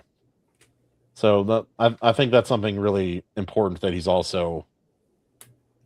And also, Harry doesn't use witchcraft to get revenge on the aunt on purpose. It's just Yeah, everyone pointed out, and that's another reason I say, not to dog on the guy. He backtracked the times that he misrepresented scenes. Although this brings up two things. He backtracks on the scenes that he misrepresented, but still said that the series suffers the issue of Harry never facing accountability for his actions. I'm actually going to leave that there so that we can come to conclusions after I say this other bit. This article is one of the ones that I would point to as an example of it doesn't matter how well you write your critique. You need to make sure you understand the work that you are critiquing, and you need to understand it. Revisit it if you're going to critique it. If I were to, I make it no secret, I do not like E.T. the Extraterrestrial. I think that is a terrible movie. Jared may feel free to call me a loser at his leisure.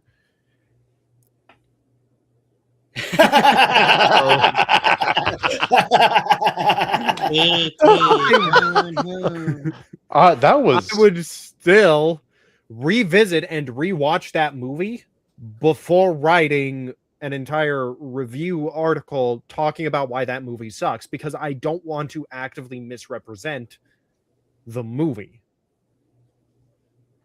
Okay. Guys, Bill hates E.T. because he's racist.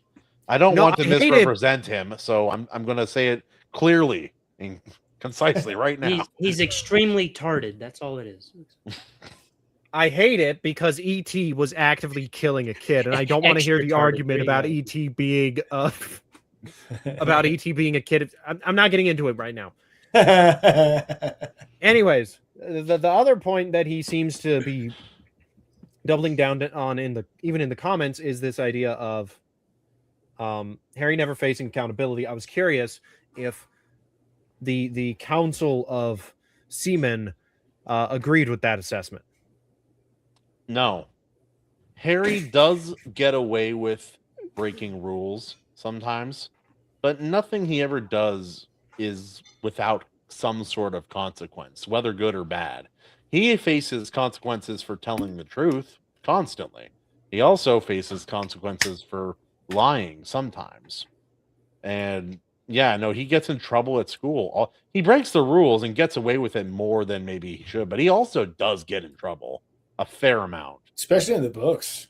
Yeah, in the books, it's much in the books. It keeps much better track of like. I'd points say and early such. on you have slightly more of an argument for it, slightly, but that's just because it's like an adventure for young boys. He still gets in trouble.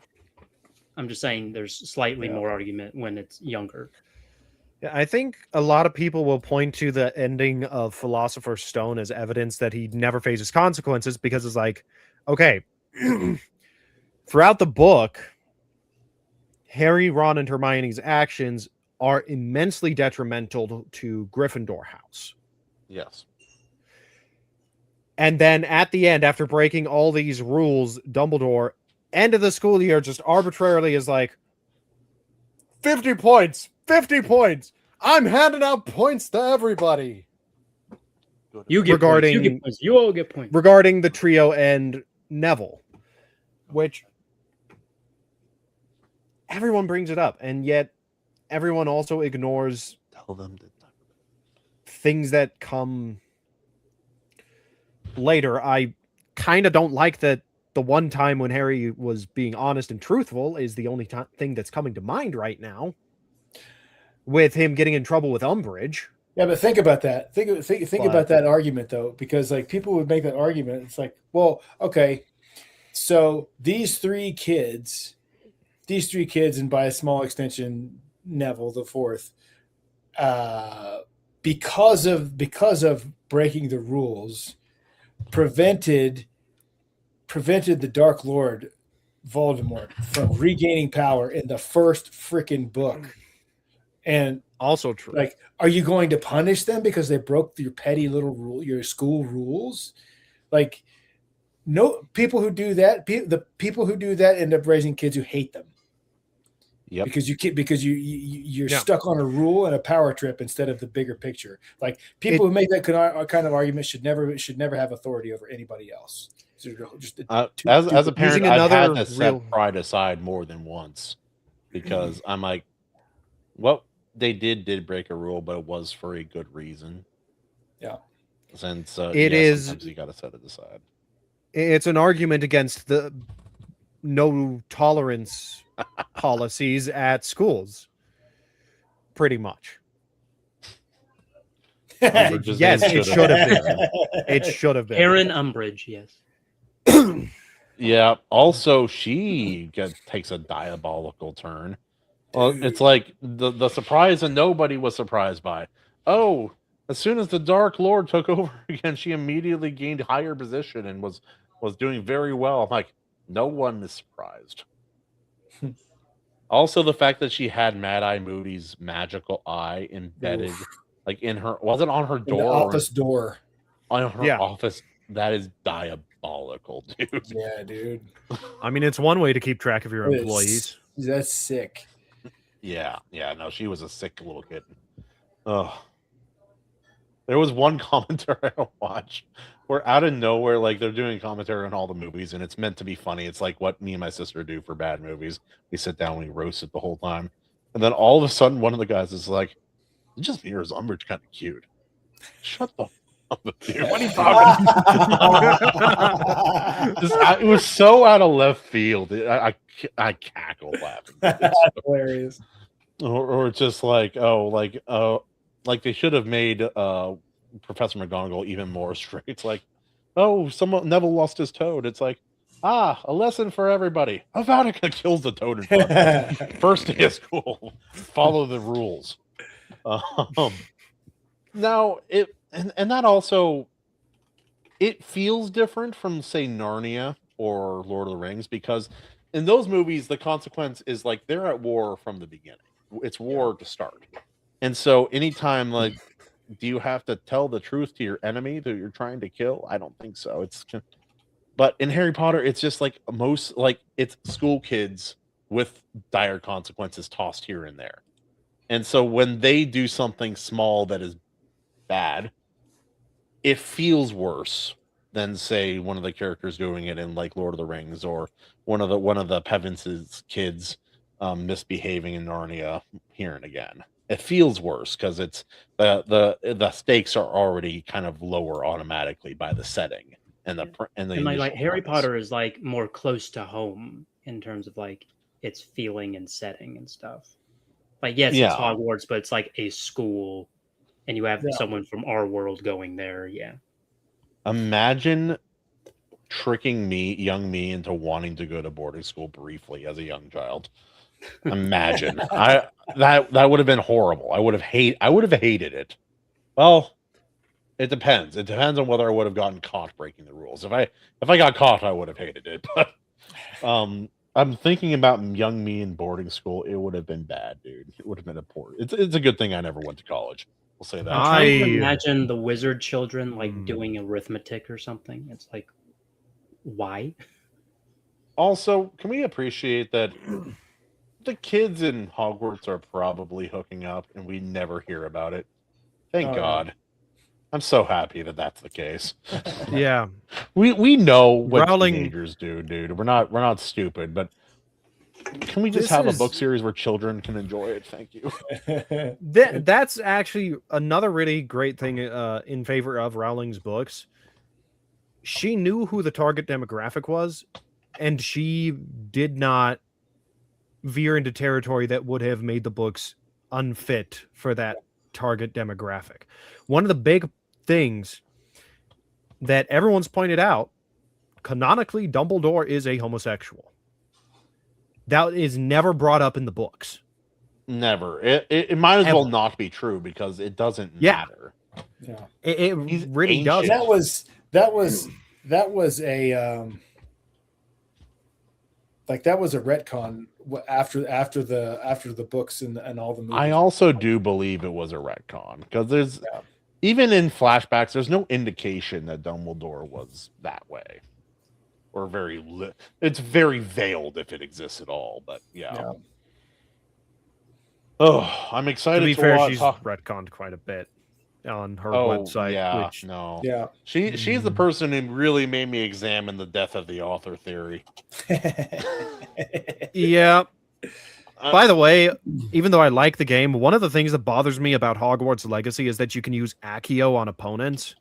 You should not be able to do that. That's Accio not only something. works. Yeah, it's not for living things. It only. That's the reason why they couldn't use it on the Horcruxes, because the Horcruxes are technically living. That and then that. Oh yeah, that and then there's magical protections. But yeah, also it's great to use it in combat in that game to like screw with your opponents. I actually love the combat in Hogwarts Legacy, just throwing people all over the place as you just keep blasting them with spells. But it just bothers me. It bothered me from the offset when I got the spell and it was like, yeah, you could use it to do this to your opponents. I'm like, but why? That's not accurate. There are spells that are mentioned in the books that you can use. Why did you have to use Accio? Someone in the private chat brought up a good question. So who do you think would be the best or funniest teacher to teach sex ed at Hogwarts? Trelawney. Snape. No, you guys. Hagrid. Hagrid would just take him to would just use magic animals. He brings out a picture of like a giant woman. He should have started like, all here's right, a picture of my mom, here's a picture of my dad. I'm going to explain how this worked. Because his dad was like canonical. He holds up a book. Man. All right, this page, that's a man. This page, that's a woman. That's how that works. You smash it. What was that slap sound you just made? That was my hands. I didn't have a book, so. Just give it a. There we go. Oh, for sure, it would be very funny to hear Hogwarts teach sex ed at Hogwarts. It is. Everyone makes fun of it, but I think that's another thing Rowling did really well is making the classes feel distant or more distant from what kids would have to experience. It really helps the kid want to be at Hogwarts. The reader want to go to Hogwarts. For sure. Well, it makes it seem fun. I, however, would very much like to take a calculus course while at Hogwarts, simply because calculus is fun. But no, I don't get Bill, that. you And are that a is why. sociopath. Can I like Calculus magic is up not a calculator? fun. Yes, it is. What were you How do saying, you not AO? think that Sorry. it's fun? Can I like magic up a calculator or something? I need help with that. Yeah, whatchamacallit. That's one thing they kind of address, but it doesn't really. They don't go deep into it at all. Why technology and wizards don't really get along. It's better explored in like the Dresden Files, where they explain, like magic, especially the stronger the magic is, the more it messes with technology. Most things are not built simply or hardy enough to survive being around a wizard for too long. Yeah. That's why he drives most of his vehicles are like pre-1940. Because they're the only things that can survive him for very long. I can kind of buy it in Harry Potter. It's like, oh, they just like use magic like casually. That they don't really think about it. And so everything's just kept together with magic. It's like, okay, like if I was gonna do it, I'd probably say like, oh, when you use magic, you like, I don't know, lose memories or something. And so they have all this magic, but they can't develop technologically because no one remembers enough. That's probably what I would do. I don't know. There's different ways to approach it. What Wrangler asks, what fictional school would you guys attend? I mean, I gotta like Hogwarts is basic, but either that or the Jedi Academy in the EU books. That's a school. The X-Men school. Mm. Xavier's school for gifted. Okay, youngsters. I would have to go basic. I have to be the basic white girl here and say Hogwarts because okay, Jedi Academy, you're never seeing your family again. The Jedi will take you to the temple. To hell with your family, no attachments. You want to get laid? Fight the no, Empire. you're not allowed to get You'll laid. be so young that you won't even remember them. So don't worry about it. You get to hang out with Master Luke. Yeah, you get to hang out with Anakin. I don't know why he's pulling out his lightsaber, but wait a minute. That's another thing. Depending on where you're at in the timeline, you could be part of the genocide. I volunteer for the post Star Wars Episode 6 Jedi Academy in the books, not in the stupid sequel trilogy. For the sequels, and I will admit, I'm going off of what we were given in the Clone Wars shows and the 6 and only 6 movies. Yes, there are only 6 films. That's canonical. Yeah, and 2 Ewoks. Doesn't really. Yeah, and then for Xavier's School for Gifted Youngsters, the mutant gene is basically a game of craps. Yeah. You could get something cool. I had 11 fingers, so I'm a mutant. I'm just saying. You can get something cool like Wolverine's healing factor or Cyclops' eyes, or you could be the kid that looks like a fucking bird and gets nothing cool because you can't fly. Your face just looks like a fucking bird without feathers. Hey, hear me out. What if we gave the senator a power that makes him basically a jellyfish if he gets sweaty or wet? Perfect. And then he just explodes in water. That scene freaked me out as a kid, but now I think it's like one of the funniest things ever because he's just lying on the hospital bed. You have this real touching moment where Storm is like, "Yeah, we're just people. Don't worry, we'll help you figure this out." And then he just everywhere. Dissolves into liquids. What happened to the center? He wet himself. He wet himself. He did. Also, Bill, you want to be in a place that at any moment could be erased from existence by a mutant having a bad day or attacked by the U.S. military on a regular basis? No, I'm saying I don't Yes, want to go to Xavier's school. AO wanted to go there, not Bill. Oh, okay. Sorry, I got you. Yeah. Got you mixed up. Also, That's Wrangler. a good question, though. contributed. Would I have powers in the school, or would I just like be an exchange student? No, you're I'm a a mutant s- cuck. Your ability is Yeah, to I'm- appreciate the abilities of others. My ability is to not assuming flex you would my left thumb. have to. Wrangler says that Hogwarts sex ed should be taught by Argus Filch. He's like, here, take these pencils you keep dropping. Come here, Mrs. Go pet Norris. yourselves. Sex ed. Whoa! You know, like he jokes all the time. I don't think he's joking. He wants those kids. He's like, I remember when he used to hang you guys from the dungeons. That Yeah. was great. God, I miss his screaming. Yeah, Filch is He's such an ugly looking, slimy rat of a man, and he acts so. He's probably the nicest guy. I hope he is in real life, because you can't look like that and act like that. You would never get work. Period. The first movie, Filch is my favorite. Still, it's my favorite lines from the whole series. It's like, good God, man, you still on about that bloody dragon? Pull yourself together, man. Also, It's so Hagrid good. getting drunk often in the books. It's something I kind of forgot about until I was rereading them to the kids. I'm like, Hagrid, it takes a lot to get a man that size sloshed, and he gets sloshed maybe once or Often. twice every book. we Oh. Scottish claim him as our own. Yes. Oh, it's I like when spat when the I said Europeans Scottish. came here for the World Cup and they drank entire cities out of alcohol on more than one occasion. I'm like, they might have us beat on that. That's pretty aggressive. They're just built different. No, they have to be heavy drinkers in order to survive life in Europe. Yeah, imagine no AC and then pretending it's Yeah. a good thing. We have no AC right now, and it kind of sucks. Like it's I will say when We I have no AC, but we have beer.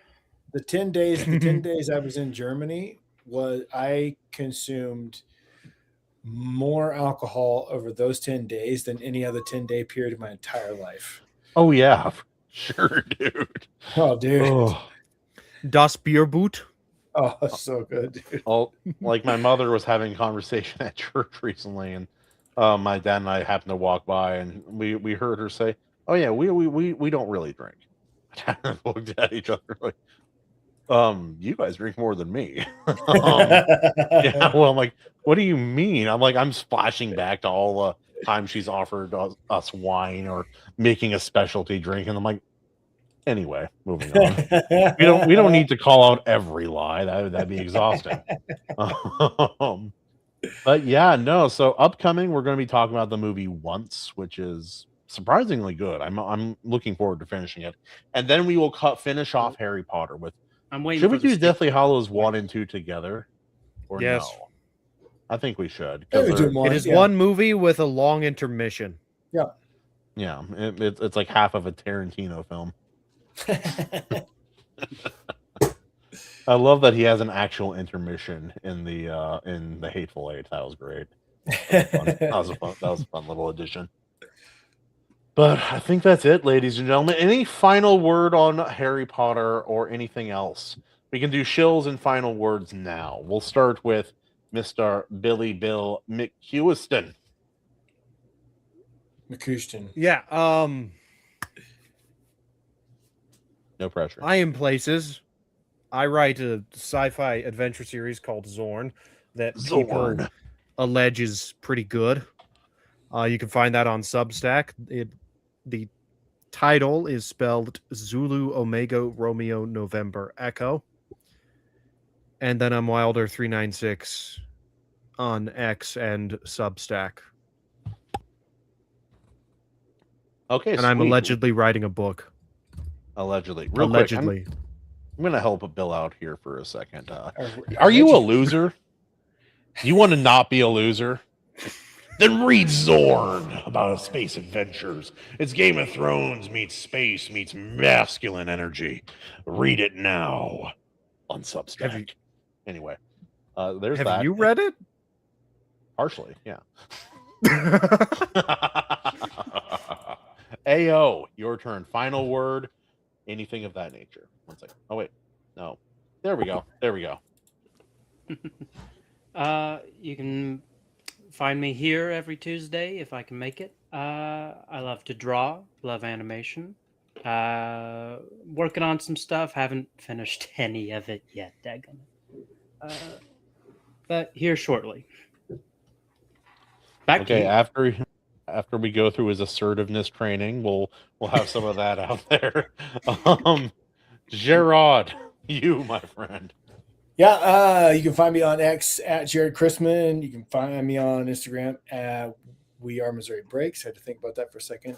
Yeah, I'm getting ready to make a film with Kahuna and a lot of other people from this little circle of the internet here.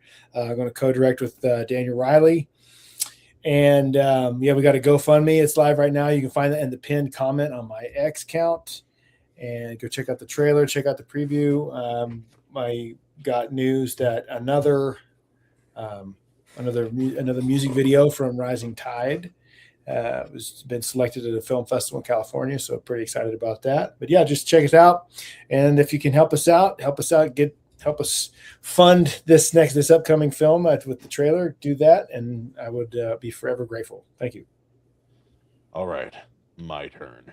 I don't normally have something huge to show. I have my YouTube channel, but it's been slowed down a little bit due to work, family, and legal distractions. But I'm going to be getting back into that now that things have eased up a little bit on that front. But also, a project I'm a part of working with James Esparza is the preview is released for sure, and the project should be released very, very soon. I'll post a link down below. But yeah, it's essentially a radio drama.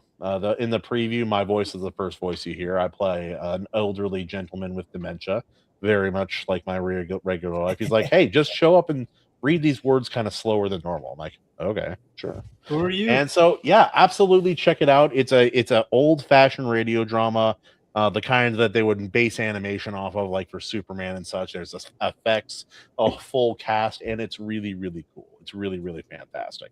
I do recommend checking it out. And ladies and gentlemen, thank you for coming. I'll see you next Tuesday at 6:30 PST, where we will discuss the fine movie Once. Are they lovers? Are they just musicians working together? We talk, you decide.